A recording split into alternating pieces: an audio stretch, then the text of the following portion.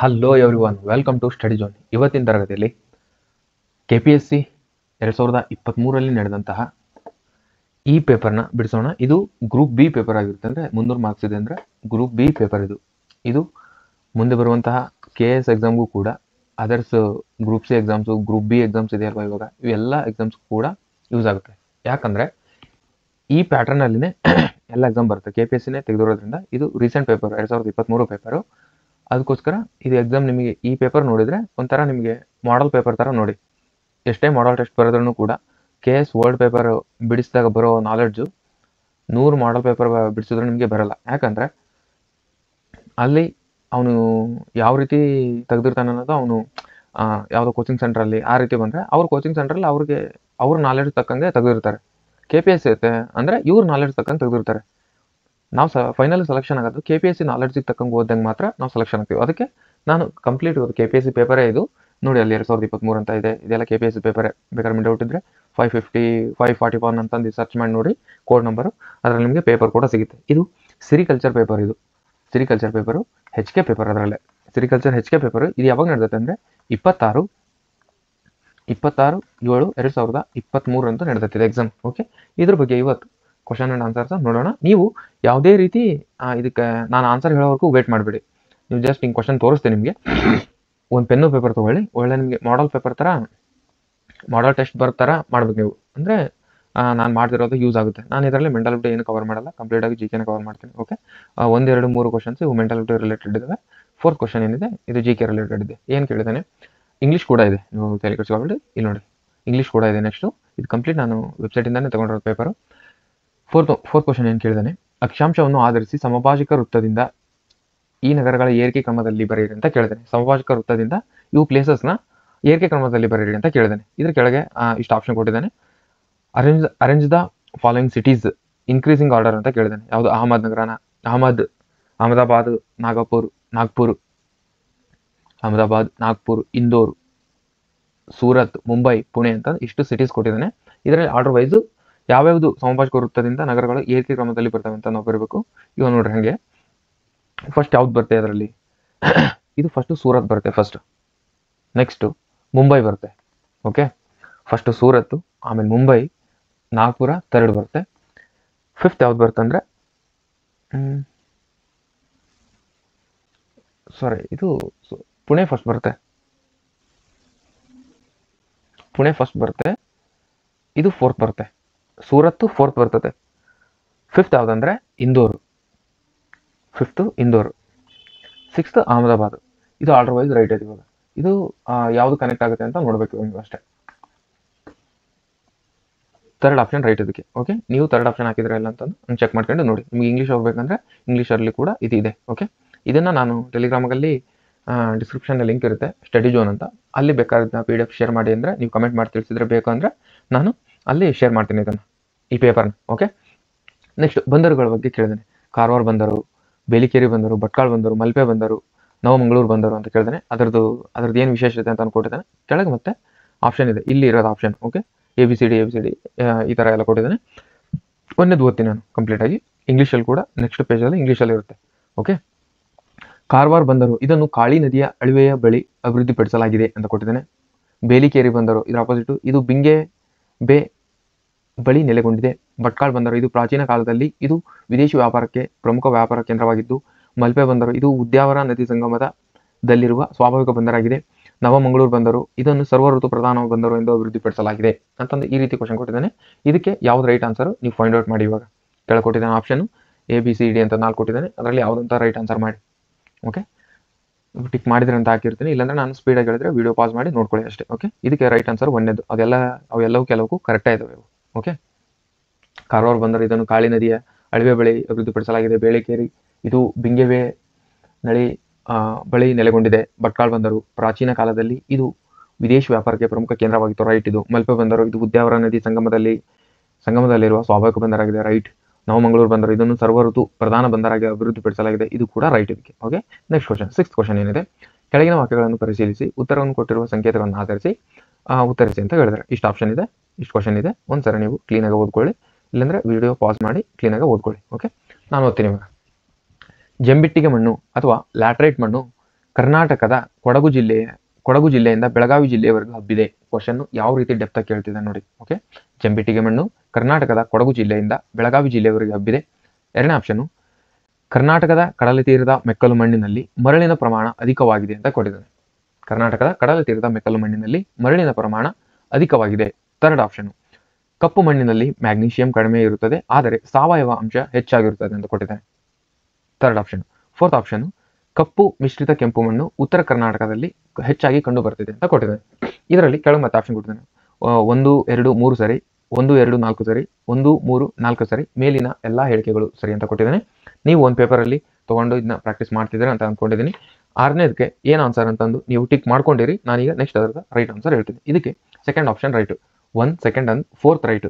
ಯಾಕಂದರೆ third option ಯಾಕೆ wrong ಅಂದರೆ ಕಪ್ಪು ಮಣ್ಣಿನಲ್ಲಿ ಮ್ಯಾಗ್ನೀಷಿಯಂ ಅಂಶ ಕಡಿಮೆ ಇದೆ ಅಂತ ಹೇಳಿರೋದು ರಾಂಗು, ಇದು ಹೆಚ್ಚಾಗಿರುತ್ತದೆ ಅಲ್ಲಿ. ಆಮೇಲೆ ಸಾವಯವ ಅಂಶ ಹೆಚ್ಚಾಗಿರುತ್ತದೆ ಅಂತ ಹೇಳಿದ್ದಾನೆ, ಸಾವಯವ ಅಂಶ ಕಡಿಮೆ ಇರುತ್ತದೆ. ಓಕೆ, ಇಷ್ಟರಲ್ಲೇ ಆನ್ಸರ್ನ ತಪ್ಪು ಮಾಡಿದ್ದಾನೆ. ಓಕೆ, ನೆಕ್ಸ್ಟ್, ಭಾರತದ ಅತ್ಯಂತ ಬಿಸಿ ಪ್ರದೇಶ ಯಾವುದು ಮತ್ತು ಥಾರ್ ಮರುಭೂಮಿಯ ಹೆಬ್ಬಾಗಿಲು ಯಾವುದು ಅಂತ ಕೇಳಿದ್ದಾನೆ. ಪಿಲಾನಿ, ಬಿಕಾನೇರ್, ಗಂಗಾನಗರ, ಚುರು. 4 ಆಪ್ಷನ್ ಕೊಟ್ಟಿದ್ದಾನೆ. ಭಾರತದ ಅತ್ಯಂತ ಬಿಸಿ ಪ್ರದೇಶ ಮತ್ತು ಥಾರ್ ಮರುಭೂಮಿಯ ಹೆಬ್ಬಾಗಿಲು ಯಾವುದು ಅಂದರೆ ಇದಕ್ಕೆ ಆಪ್ಷನ್ 4th ಆಪ್ಷನ್ ಚುರು ಇದಕ್ಕೆ ರೈಟ್ ಆನ್ಸರ್. ಇಲ್ಲಿ ಬೇಕಾದ್ರೆ ನಿಮಗೆ ಇಂಗ್ಲೀಷ್ ವರ್ಷನ್ ಇದೆ, ನೀವು ಇಂಗ್ಲೀಷಲ್ಲಿ ನೋಡ್ಕೊಳ್ಳೋರಾದ್ರೆ ಇಲ್ಲಿ ನೋಡ್ಕೊಳ್ಳಿ. Okay, next 8th one,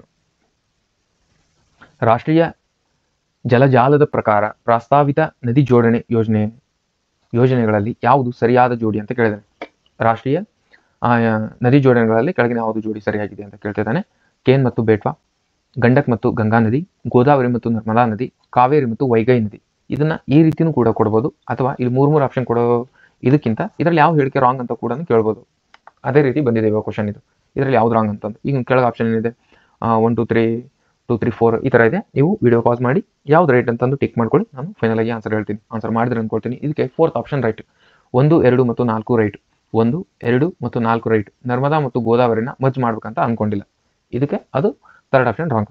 next, ಕರ್ನಾಟಕದ ಪುರಾತನ ಶಿಲೆಗಳು ಈ ಕೆಳಗಿನ ಗುಂಪಿಗೆ ಸೇರಿವೆ. ಭೀಮಾ, ಬಾದಾಮಿ, ಸರಗೂರು, ಕಲ್ಲಡ್ಗಿ. ಇಂಗ್ಲೀಷ್ ನೋಡ್ತೀನಿ, ಕಲ್ಲಡ್ಗಿ. ರೈಟ್. ಕರ್ನಾಟಕದ ಪುರಾತನ ಶಿಲೆಗಳು ಈ ಗುಂಪಿಗೆ ಸೇರಿವೆ. ಯಾವುದಕ್ಕಂದ್ರೆ ಇದಕ್ಕೆ ಆನ್ಸರು ಸರಗೂರು. ಕರ್ನಾಟಕದ ಪುರಾತನ ಶಿಲೆಗಳು ಸರಗೂರು ಗುಂಪಿಗೆ ಸೇರಿವೆ. ನೆಕ್ಸ್ಟ್, ಕರ್ನಾಟಕದಲ್ಲಿ ರಾಷ್ಟ್ರೀಯ ಉದ್ಯಾನವನಗಳನ್ನು ಅವುಗಳ ಭೌಗೋಳಿಕ ಕ್ಷೇತ್ರಕ್ಕನುಗುಣವಾಗಿ ಇಳಿಕೆ ಕ್ರಮದಲ್ಲಿ ಬರೆಯಿರಿ. ಅಂದರೆ ಆರ್ಡರ್ ವೈಸಲ್ಲಿ ಇಳಿಕೆ ಕ್ರಮದಲ್ಲಿ ಬರೆಯಿರಿ ಅಂತ ಹೇಳಿದ್ದೇನೆ. ಓಕೆ, ಕರ್ನಾಟಕದಲ್ಲಿರುವ ರಾಷ್ಟ್ರೀಯ ಉದ್ಯಾನವನಗಳನ್ನು ಅವುಗಳ ಭೌಗೋಳಿಕ ಕ್ಷೇತ್ರಕ್ಕನುಗುಣವಾಗಿ ಇಳಿಕೆ ಕ್ರಮದಲ್ಲಿ ಬರೆಯಿರಿ ಅಂತ ಹೇಳಿದ್ದಾನೆ.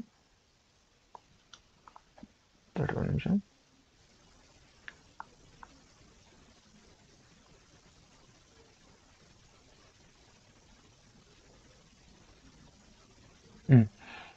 ನಾಗರಹೊಳೆ, ಕುದುರೆಮುಖ, ಬಂಡೀಪುರ, ಅಂಶಿ. ಕುದುರೆಮುಖ, ಅಂಶಿ, ನಾಗರಹೊಳೆ, ಬಂಡೀಪುರ, ಬಂಡೀಪುರ, ನಾಗರಹೊಳೆ, ಅಂಶಿ, ಕುದುರೆಮುಖ, ಬಂಡೀಪುರ, ನಾಗರಹೊಳೆ, ಕುದುರೆಮುಖ, ಅಂಶಿ ಅಂತ ಕೊಟ್ಟಿದ್ದಾನೆ. ಇದಕ್ಕೆ ಆಪ್ಷನ್ ಯಾವುದಂತ ನೀವು ಫೈಂಡ್ ಔಟ್ ಮಾಡಿ. ಇದಕ್ಕೆ option 4th option. Okay, Bandipur, Nagarhole, Kudremukh, Anshi ಇವು ಭೌಗೋಳಿಕ ಅನುಸಾರವಾಗಿ ಇಳಿಕೆ ಕ್ರಮದಲ್ಲಿರುವ. Okay, next 11th question. Commonwealth game 2022ರಲ್ಲಿ ಕೇಳಿದ್ದಾನೆ. 23 ಪೇಪರಲ್ಲಿ 22 ಕ್ವಶನ್ ಕೇಳಿದ್ದಾನೆ. ಸಮಾರೋಪ ಸಮಾರಂಭದಲ್ಲಿ ಯಾವ ಆಟಗಾರರು ಧ್ವಜಧಾರಿಯಾಗಿದ್ದರು ಅಂತ ಕೇಳಿದ್ರೆ ಇದು ಏನು ಇಂಪಾರ್ಟೆಂಟ್ ಅಲ್ಲ, ಬಟ್ ಈ ಥರ ಪ್ಯಾಟರ್ನಲ್ಲಿ ಬರುತ್ತೆ ಅಂತ ಕ್ವಶನ್ ಅಂತ ನೆನಪಿರ್ಬೇಕು ನಿಮಗೆ. ವಿಶ್ವ ವಲಸೆ ಪಕ್ಷಿಗಳ ದಿನ 2022ರ ಧ್ಯೇಯವಾಕ್ಯ ಏನಂತ ಕೇಳಿದಾನೆ. ಇದಕ್ಕೆ ಆನ್ಸರ್ ಏನಂತ ನೀವೇ ಕಮೆಂಟ್ ಮಾಡಿ. ಇದು 2022ರದಲ್ವಾ, ನಾನು ಇಲ್ಲಿ ಫೋಕಸ್ ಮಾಡಲ್ಲ. ಇದು ನಾನು ಇದರಲ್ಲಿ 2023 ಫೋಕಸ್ ಮಾಡ್ತೀನಿ. 2023, ಯಾಕಂದರೆ 2023 ಬಂದಿರ್ತೈತೆ ಇವಾಗಲೇ. ಅದು ಯಾವುದಂದ್ರೆ 2024 ನೋಡೋಣ. ನಾವು 23 ಯಾಕೆ ನೋಡೋಣ, 2024 ನೋಡೋಣ. 2024 ಏನಂದರೆ protect insects, protect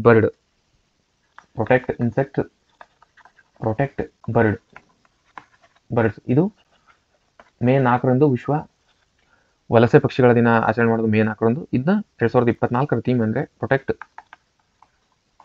insects, protect birds ಅಂತಂದು ಇದನ್ನ ಈ ವರ್ಷದ ಧ್ಯೇಯವಾಕ್ಯ ಇದೆ. ಓಕೆ, ನೆಕ್ಸ್ಟ್, ಸೌರ ಸ್ಥಿರವನ್ನು ನಿರ್ಧರಿಸಲು ಬಳಸುವ ಉಪಕರಣ ಯಾವುದು ಅಂತ ಕೇಳಿದ್ದೇನೆ. ಸೌರ ಸ್ಥಿರವನ್ನು ನಿರ್ಧರಿಸಲು ಬಳಸುವ ಉಪಕರಣ ಯಾವುದು?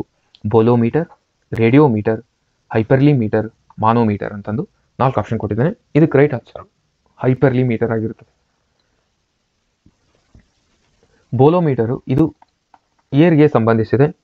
ರೇಡಿಯೋ ಮೀಟರು ರೇಡಿಯೋ ಎನರ್ಜಿಗೆ ಸಂಬಂಧಿಸಿದೆ. ಮಾನೋಮೀಟರು ಇದು ಪ್ರೆಷರ್ಗೆ ಸಂಬಂಧಿಸಿದೆ. ಓಕೆ, ನೆಕ್ಸ್ಟ್ ಇಂಗ್ಲೀಷಲ್ಲಿ ಬೇಕಂದ್ರೆ ನೀವು ಪಾಸ್ ಮಾಡ್ಕೊಂಡು ನೋಡಿ. ಓಕೆ, 11, 12, 9ನೇ ಕ್ವಶನು, 12 ಕ್ವಶನು, 10, 13. ಓಕೆ, ಇಂಗ್ಲೀಷಲ್ಲಿ ಬೇಕಂದ್ರೆ ಅದು ನೋಡ್ಕೊಳ್ಳಿ. ನೆಕ್ಸ್ಟ್ 15ನೇ ಕ್ವಶನ್. ಇವಾಗ ನೋಡ್ರಿ, 1 ಕಿಲೋಮೀಟರ್ದ ಕ್ವಶನು. ಓಕೆ, 15ನೇ ಕ್ವಶನ್, ಕೆಳಕಂಡಗಳಲ್ಲಿ ಯಾವುದು ಸರಿಯಾಗಿದೆ ಅಂತ ಕೇಳಿದೆ. ಮ್ಯಾಗ್ನೆಟಿಕ್ ಅನುರಣನೆ ಬಿಂಬವು ಅಂದರೆ MRI ನ್ಯೂಕ್ಲಿಯರ್ ಮ್ಯಾಗ್ನೆಟಿಕ್ ಅನುರಣನೆಯ ವಿದ್ಯಮಾನದ ಮೇಲೆ ಅವಲಂಬಿತವಾಗಿದೆ. ಸೆಕೆಂಡ್ ಆಪ್ಷನ್, ನಿರ್ವಾತದಲ್ಲಿ ಬೆಳಕಿನ ವೇಗವು ಮೂಲಕ್ಕೆ ಸಂಬಂಧಿಸಿದ ಅವುಗಳ ಚಲನೆಯನ್ನು ಗಮನಿಸದೆ ಎಲ್ಲ ವೀಕ್ಷಣೆಗಳಿಗೆ ಒಂದೇ ಆಗಿರುತ್ತದೆ ಅಂತ ಹೇಳಿದರೆ. ಥರ್ಡ್ ಆಪ್ಷನ್, ಎಕ್ಸ್ರೇ ಕಿರಣಗಳು ಒಂದು ಎಲೆಕ್ಟ್ರೋಮ್ಯಾಗ್ನೆಟಿಕ್ ವಿಕಿರಣಗಳಾಗಿವೆ. ಫೋರ್ತ್ ಆಪ್ಷನ್, ಎಕ್ಸ್ರೇ ಕಿರಣಗಳು ತರಂಗ ದೂರವು ಸೂಕ್ಷ್ಮ ತರಂಗದ ದೂರಕ್ಕಿಂತ ಚಿಕ್ಕದಾಗಿರುತ್ತದೆ ಅಂತ ಹೇಳಿದ್ದಾರೆ. ಇದಕ್ಕೆ ಆಪ್ಷನ್ ಮತ್ತೆ 1 ಸರಿ, 4 ಸರಿ, 1 ಸರಿ, 2 ಸರಿ, 1 ಸರಿ, 3 ಸರಿ, ML ಎಲ್ಲ ಸರಿ ಅಂತ ಹೇಳ್ತಿದೆ. ಇದು ನೋಡಿದ್ರೆ ಎಲ್ಲ ಇಲ್ಲಿ 1 ಅಂತ ಇದೆ. ನಿಮಗೆ ಕಂಪಲ್ಸರಿ ನಿಮ್ಗೆ ಕನ್ಫರ್ಮ್ ಒಂದೇದು ಕಂಪಲ್ಸರಿ ರೈಟ್ ಆಗಿರ್ತದೆ ಅಂತ. ಓಕೆನಾ. ಇದಕ್ಕೆ ನೆಕ್ಸ್ಟ್ ಆನ್ಸರ್ ಏನಂದ್ರೆ, ನೀವು ಮೇ ಬಿ ಆನ್ಸರ್ ಮಾಡಿದ್ರೆ ಅಂತ ಅನ್ಕೊಳ್ತೀನಿ. ಇದಕ್ಕೆ ಆನ್ಸರು ಮೇಲಿನ ಎಲ್ಲ ಹೇಳಿಕೆಗಳು ಸರಿಯಾಗಿವೆ. ಮ್ಯಾಗ್ನೆಟಿಕ್ ಅನುರಣನ ಬಿಂಬವು ನ್ಯೂಕ್ಲಿಯರ್ ಮ್ಯಾಗ್ನೆಟಿಕ್ ಅನುರಣನೆಯ ವಿದ್ಯಮಾನದ ಮೇಲೆ ಅವಲಂಬಿತವಾಗಿರುತ್ತದೆ. ರೈಟ್. ನಿರ್ವಾತ ಬೆಳಕಿನ ವೇಗವು ಮೂಲಕ್ಕೆ ಸಂಬಂಧಿಸಿದ ಅವುಗಳ ಚಲನೆಯನ್ನು ಗಮನಿಸದೆ ಎಲ್ಲಾ ವೀಕ್ಷಣೆಗಳಿಗೂ ಒಂದೇ ಆಗಿರುತ್ತದೆ ಅಂತ ಹೇಳ್ತಿದ್ರೆ ಅದು ಕೂಡ ರೈಟ್. ಎಕ್ಸ್ ಕಿರಣವು ಒಂದು ಎಲೆಕ್ಟ್ರೋಮ್ಯಾಗ್ನೆಟಿಕ್ ವಿಕಿರಣವಾಗಿದೆ. ರೈಟ್. ಎಕ್ಸ್ ಕಿರಣದ ತರಂಗ ದೂರವು ಸೂಕ್ಷ್ಮ ತರಂಗ ದೂರಕ್ಕಿಂತ ಚಿಕ್ಕದಾಗಿರುತ್ತದೆ ಅಂತ ಹೇಳ್ತಿದ್ದಾರೆ. ಇದು ಕೂಡ ರೈಟ್. ಓಕೆ, ನೆಕ್ಸ್ಟ್ 16ನೇ ಕ್ವಶನ್ ಏನಿದೆ, ಥರ್ಮೋ ಎಲೆಕ್ಟ್ರಿಕ್ ಕೂಲರ್ ಯಾವುದರ ಮೇಲೆ ಅವಲಂಬಿತವಾಗಿದೆ ಅಂತ ಕೇಳ್ತಿದ್ದೇನೆ. ಥರ್ಮೋ ಎಲೆಕ್ಟ್ರಿಕ್ ಕೂಲರು ಯಾವುದರ ಮೇಲೆ ಅವಲಂಬಿತವಾಗಿದೆ? ಜೌಲ್ ಪರಿಣಾಮ, ಸಿಬ್ಯಾಕ್ ಪರಿಣಾಮ, ಪಲ್ಟಿಯರ್ ಪರಿಣಾಮ, ಇದರೊಳಗೆ ಯಾವುದು ಅಂತ ಕೇಳ್ತಿದ್ದಾನೆ. ಥರ್ಮೋ ಎಲೆಕ್ಟ್ರಿಕ್ ಕೂಲರ್ ಇದು ಪಲ್ಟಿಯರ್ ಪರಿಣಾಮದ ಮೇಲೆ ಅವಲಂಬಿತವಾಗಿದೆ. ನೆಕ್ಸ್ಟ್ ಉಚ್ಚ ಅಧಿವಾಹಕಗಳು, ಇಂಗ್ಲಿಷ್ ನೋಡ್ತಿದ್ದ ಸೂಪರ್ ಕಂಡಕ್ಟರ್ಗಳು ಯಾವ ವಸ್ತುಗಳ ಮೇಲೆ ಸೂಪರ್ ಕಂಡಕ್ಟರ್ಗಳು ಡ್ಯಾಶ್ ಆಗಿವೆ ಅಂತ ಕ್ವಶನ್ ಇದು. Super conductor. ಓಕೆನಾ. ಇದು ಯಾವುದೇ ರೋಧಕವಿಲ್ಲದ ವಿದ್ಯುತ್ ಶಕ್ತಿಯನ್ನು ವಹನಿಸುವ ವಸ್ತು, ಸಣ್ಣ ರೋಧಕದಿಂದ ವಿದ್ಯುತ್ ಶಕ್ತಿಯನ್ನು ವಹನಿಸುವ ವಸ್ತು, ಅನಂತ ರೋಧಕ ಇರುವ ಎಲೆಕ್ಟ್ರಿಕ್ ರೋಧ ಇರುವ ವಸ್ತು, ಸೀಮಿತ ಎಲೆಕ್ಟ್ರಿಕ್ ರೋಧಕ ಇರುವ ವಸ್ತು. ಇದು ಸೂಪರ್ ಕಂಡಕ್ಟರ್.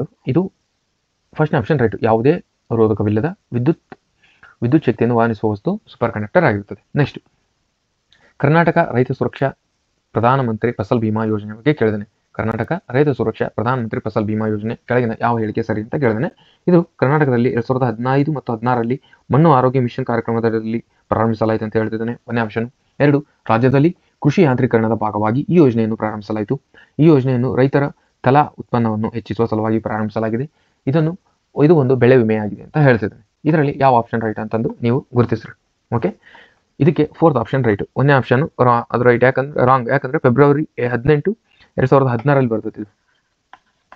ಫೆಬ್ರವರಿ 18, 2016ರಲ್ಲಿ ಬರ್ತೈತಿ. ಓಕೆನಾ. ಇದು ಒಂದು ಬೆಳೆ ವಿಮೆ ಆಗಿದೆ.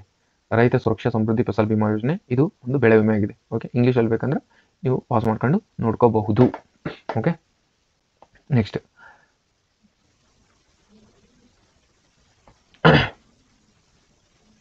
2023 ಜನವರಿ 10ರಂದು ನಿಧನರಾದಂತಹ ಖ್ಯಾತ ಬರಹಗಾರ್ತಿ ಸಾರಾ ಅಬೂಬಕ್ಕರ್ ಅವರು ತಮ್ಮ ಈ ಕೆಳಗಿನ ಯಾವ ಕಾದಂಬರಿಯಿಂದ ಖ್ಯಾತರಾಗಿದ್ದಾರೆ? ಮುಖಜಯ ಕನಸು ಇದಲ್ಲ, ಚಂದ್ರಗಿರಿ ತೀರದಲ್ಲಿ ಅಲ್ಲ, ಇವೆರಡರಲ್ಲೇ ಆಗಿರ್ಬೇಕು. ಇವಾಗ ನಿಮಗೂ ಕೂಡ ಇವೆರಡರಲ್ಲೇ ಡೌಟ್ ಬರ್ತಿರ್ತದೆ. ಓಕೆ, ಬಟ್ ಇದಕ್ಕೆ ಆನ್ಸರು ಚಂದ್ರಗಿರಿಯ ತೀರದಲ್ಲಿನೇ ಸಾರಾ ಅಬೂಬಕ್ಕರ್ ಅವರ ಕಾದಂಬರಿ ಆಗಿರ್ತದೆ. ಮುಖಜಯ ಕನಸು ಯಾರ್ದು? ಕಮೆಂಟ್ ಮಾಡಿ ಹೇಳ್ರಿ.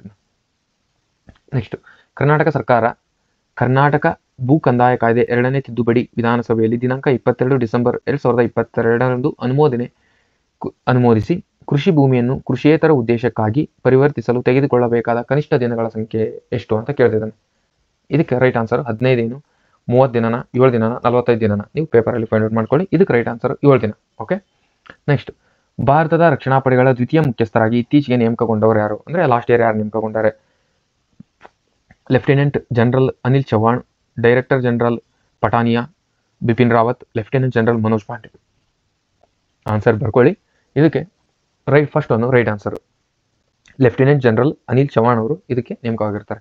ನೆಕ್ಸ್ಟ್ G20 ಅಥವಾ 20ರ ಗುಂಪು ಎಂದು ಏನು ಕರೆಯಲ್ಪಡುತ್ತವೆ ಅಂತರ್ ಸರ್ಕಾರಗಳ ಒಕ್ಕೂಟವು ಈ ಕೆಳಗಿನ ಯಾವ ಗುಂಪನ್ನು ಪ್ರತಿನಿಧಿಸುತ್ತದೆ? G20 ಅಂತ ಓದ್ತೀವಲ್ವಾ ಅದರಲ್ಲಿ ಜಗತ್ತಿನ 19 ರಾಷ್ಟ್ರಗಳು ಹಾಗೂ ಯುರೋಪಿನ ಒಕ್ಕೂಟ. ಒಂದನೇ ಆಪ್ಷನ್ 20 ಜಗತ್ತಿನ 20 ಅಭಿವೃದ್ಧಿ ಹೊಂದುತ್ತಿರುವ ರಾಷ್ಟ್ರಗಳು. ನೀವು ಇದರೊಳಗೆ 4ರಲ್ಲಿ 22 ಅಂತ ಹಿಂಗೆ ಬರ್ಕೊಂಡು ಅಲ್ಲಿ ಏನ ಬೀನ ಅಂತ ಹಿಂಗೆ ಬರ್ಕೊಂಡು ಹೋಗಿ ಒಟ್ಟು 22 ಒಟ್ಟು 100ವರೆಗೂ ಹಿಂಗೆಲ್ಲ ಬರ್ಕೊಂತ ಹೋಗಿ. ಆಮೇಲೆ ಇದರಲ್ಲೆಲ್ಲ ಹಾಕಿರ್ತೀನಲ್ಲ 22 ನೀವು ರೈಟ್ ಮಾಡಿದ್ರೆ ರೈಟ್, ರಾಂಗ್ ಮಾಡಿದ್ರೆ ರಾಂಗ್ ಅಂತ ಬರ್ಕೊಂತ ಹೋಗಿ. ಆಮೇಲೆ ನಿಮ್ಗೆ ಗೊತ್ತಾಗುತ್ತೆ ಫೈನಲ್ ಆಗಿ ಎಷ್ಟು ಬಂದಿದ್ದಾವೆ ನನ್ನ ಮಾರ್ಕ್ಸ್ ಅಂತ. ಅದ್ರ ಮೇಲೆ ಅನಾಲಿಸಿಸ್ ಮಾಡ್ಕೊಂತ ಹೋಗಿ. ಓಕೆ, ಇಲ್ಲಿ ಹುಡುಗರು ರೆಸ್ಪಾನ್ಸ್ ಮೇಲೆ ನಾನು ಡೈಲಿ ಈ ಥರ ಪೇಪರ್ ಮಾಡ್ಬೇಕು ಅಂದ್ಕೊಳ್ಳೋದು ಹುಡುಗರು ರೆಸ್ಪಾನ್ಸ್ ಮೇಲೆ ಡಿಪೆಂಡ್ ಆಗಿರ್ತದೆ. ಓಕೆ, ಅವರು ಒಳ್ಳೆ ರೆಸ್ಪಾನ್ಸ್ ಕೊಟ್ಟರೆ ನಾನು ಕಂಟಿನ್ಯೂ ಮಾಡ್ತೀನಿ. ಡೈಲಿ ಒಂದೊಂದು ಪೇಪರ್ ಮಾಡೋದಂತ ಐತಿ, ನೋಡೋಣ ಏನಾಗುತ್ತೆ ಅಂತ. ಬೇಕಂದ್ರೆ ನಿಮಗೆ ಕಮೆಂಟ್ ಮಾಡಿ ಸರ್ ಅಂತಂದು. ಹಾಗೆ ಚಾನಲ್ ಸಬ್ಸ್ಕ್ರೈಬ್ ಆಗದೆ ಯಾರು ಕ್ಲಾಸಸ್ ನೋಡ್ತಿದ್ರೆ ಸಬ್ಸ್ಕ್ರೈಬ್ ಆಗಿ ಕ್ಲಾಸಸ್ ನೋಡಿ ಅಂತ ಹೇಳ್ತಾ, ಟೆಲಿಗ್ರಾಮ್ಗೂ ಕೂಡ ಜಾಯ್ನ್ ಆಗಿ ಅಂತ ಹೇಳ್ತಾ, ಕ್ಲಾಸ್ ಹೇಗಿದೆ ಅಂತ ಕೂಡ ಕಮೆಂಟಲ್ಲಿ ತಿಳಿಸಿ. ಓಕೆ, ಜಗತ್ತಿನ 20 ಅಭಿವೃದ್ಧಿ ಹೊಂದುತ್ತಿರುವ ದೇಶಗಳು ಮತ್ತು ಹೊಂದಿದ ರಾಷ್ಟ್ರಗಳು, ಜಗತ್ತಿನ 19 ರಾಷ್ಟ್ರಗಳು ಮತ್ತು G8 ರಾಷ್ಟ್ರಗಳು ಅಂತ ಕೊಟ್ಟಿದ್ದಾನೆ. ಇದು ಕೊನೆಯ ಆಪ್ಷನ್ ರೈಟು. G20 ಅಂದರೆ ಜಗತ್ತಿನ 19 ರಾಷ್ಟ್ರಗಳು ಮತ್ತು ಯುರೋಪಿನ ಒಕ್ಕೂಟವನ್ನು ಸೇರಿ G20 ಅಂತ ಕರಿತೀವಿ. ನೆಕ್ಸ್ಟ್, ಕರ್ನಾಟಕ ರಾಜ್ಯವು ಡಿಸೆಂಬರ್ 2022ರಲ್ಲಿ ಸಂಗ್ರಹಿಸಿದ ಒಟ್ಟು GSTಯ ಮೊತ್ತ ಎಷ್ಟು ಅಂತ ಕೇಳ್ತಾನೆ. ನಂಬರ್ಸ್ ಕೂಡ ಕೇಳ್ತಾನೆ. ನೋಡ್ರಿ, ಪೇಪರ್ ಹಿಂಗೆ ಬರ್ತೈತಿ. ನೀವು ಮಾಡೆಲ್ ಪೇಪರ್ ಏನೇನು ನೋಡ್ಕೊಂಡು ಹೋಗ್ಬಾರ್ದು. ಇದು ಕೊನೆ ಆಪ್ಷನ್ ರೈಟು. ಓಕೆನಾ? ನೆಕ್ಸ್ಟ್ ಅಂದರೆ ಇವಾಗ ಇಷ್ಟು ಇದನ್ನು ಕೇಳಿದ್ರೆ ನೆಕ್ಸ್ಟ್ ಏನು ಕೇಳ್ಬೋದು ಇದ್ರ ಮೇಲೆ ಅಂತಂದು ಆ ರೀತಿ ನೋಡ್ಕೋಬೇಕು. ಓಕೆ, ನೆಕ್ಸ್ಟ್ ದಿನಾಂಕ 24 ಮೇ 2022ರಂದು ಜಪಾನಿನ ಟೋಕಿಯೋದಲ್ಲಿ ಜರುಗಿದ ಕ್ವಾಡ್ ಸಮ್ಮೇಳನದಲ್ಲಿ 2022ರಲ್ಲಿ ಭಾಗವಹಿಸಿದ ರಾಷ್ಟ್ರಗಳು ಯಾವುವು ಅಂತ ಕೇಳ್ತಾನೆ. ಕ್ವಾಡ್ ಸಮಿಟ್ ದೇಶಗಳು ಯಾವುವು ಅಂತ ಕೇಳ್ಬಿಟ್ಟಿದ್ರೆ ಮುಗಿದೋಗಿತ್ತು. ಓಕೆನಾ? ಕ್ವಾಡ್ ಸಮಿಟ್ ದೇಶಗಳಲ್ಲಿ ಚೀನಾ ಬರಲ್ಲ. ರೈಟ್, ಭಾರತ US ಇದೆ ಆನ್ಸರ್ ಇದಕ್ಕೆ. ಕ್ವಾಡ್ ಸಮಿಟ್ ದೇಶದಲ್ಲಿ ಭಾರತ, USA, ಜಪಾನ್, ಆಸ್ಟ್ರೇಲಿಯಾ ಇದೇ 4 ದೇಶಗಳಿಗೆ ಕ್ವಾಡ್ ಸಮಿಟ್ ದೇಶಗಳಿವು. ಓಕೆ, ನಿಮಗೆ ಇಂಗ್ಲೀಷ್ ಬೇಕಂದ್ರೆ ನೆಕ್ಸ್ಟ್ ಸ್ಲೈಡಲ್ಲಿ ಇಂಗ್ಲೀಷ್ ಇರುತ್ತೆ ನೋಡಿ. ಓಕೆ, ಪಾಸ್ ಮಾಡ್ಕೊಂಡು ನೋಡ್ಕೊಳ್ಳಿ ಇಂಗ್ಲೀಷ್ ಬೇಕನ್ನೋರು. ನೆಕ್ಸ್ಟ್, ಕರ್ನಾಟಕ ಸರ್ಕಾರವು 2022ರ ನವೆಂಬರ್ ತಿಂಗಳಲ್ಲಿ ಜಾರಿಗೊಳಿಸಿದ ವಿವೇಕ ಯೋಜನೆ. ನವೆಂಬರ್ 2022ರಲ್ಲಿ ಇದು ನ್ಯೂಸಲ್ಲಿದೆ.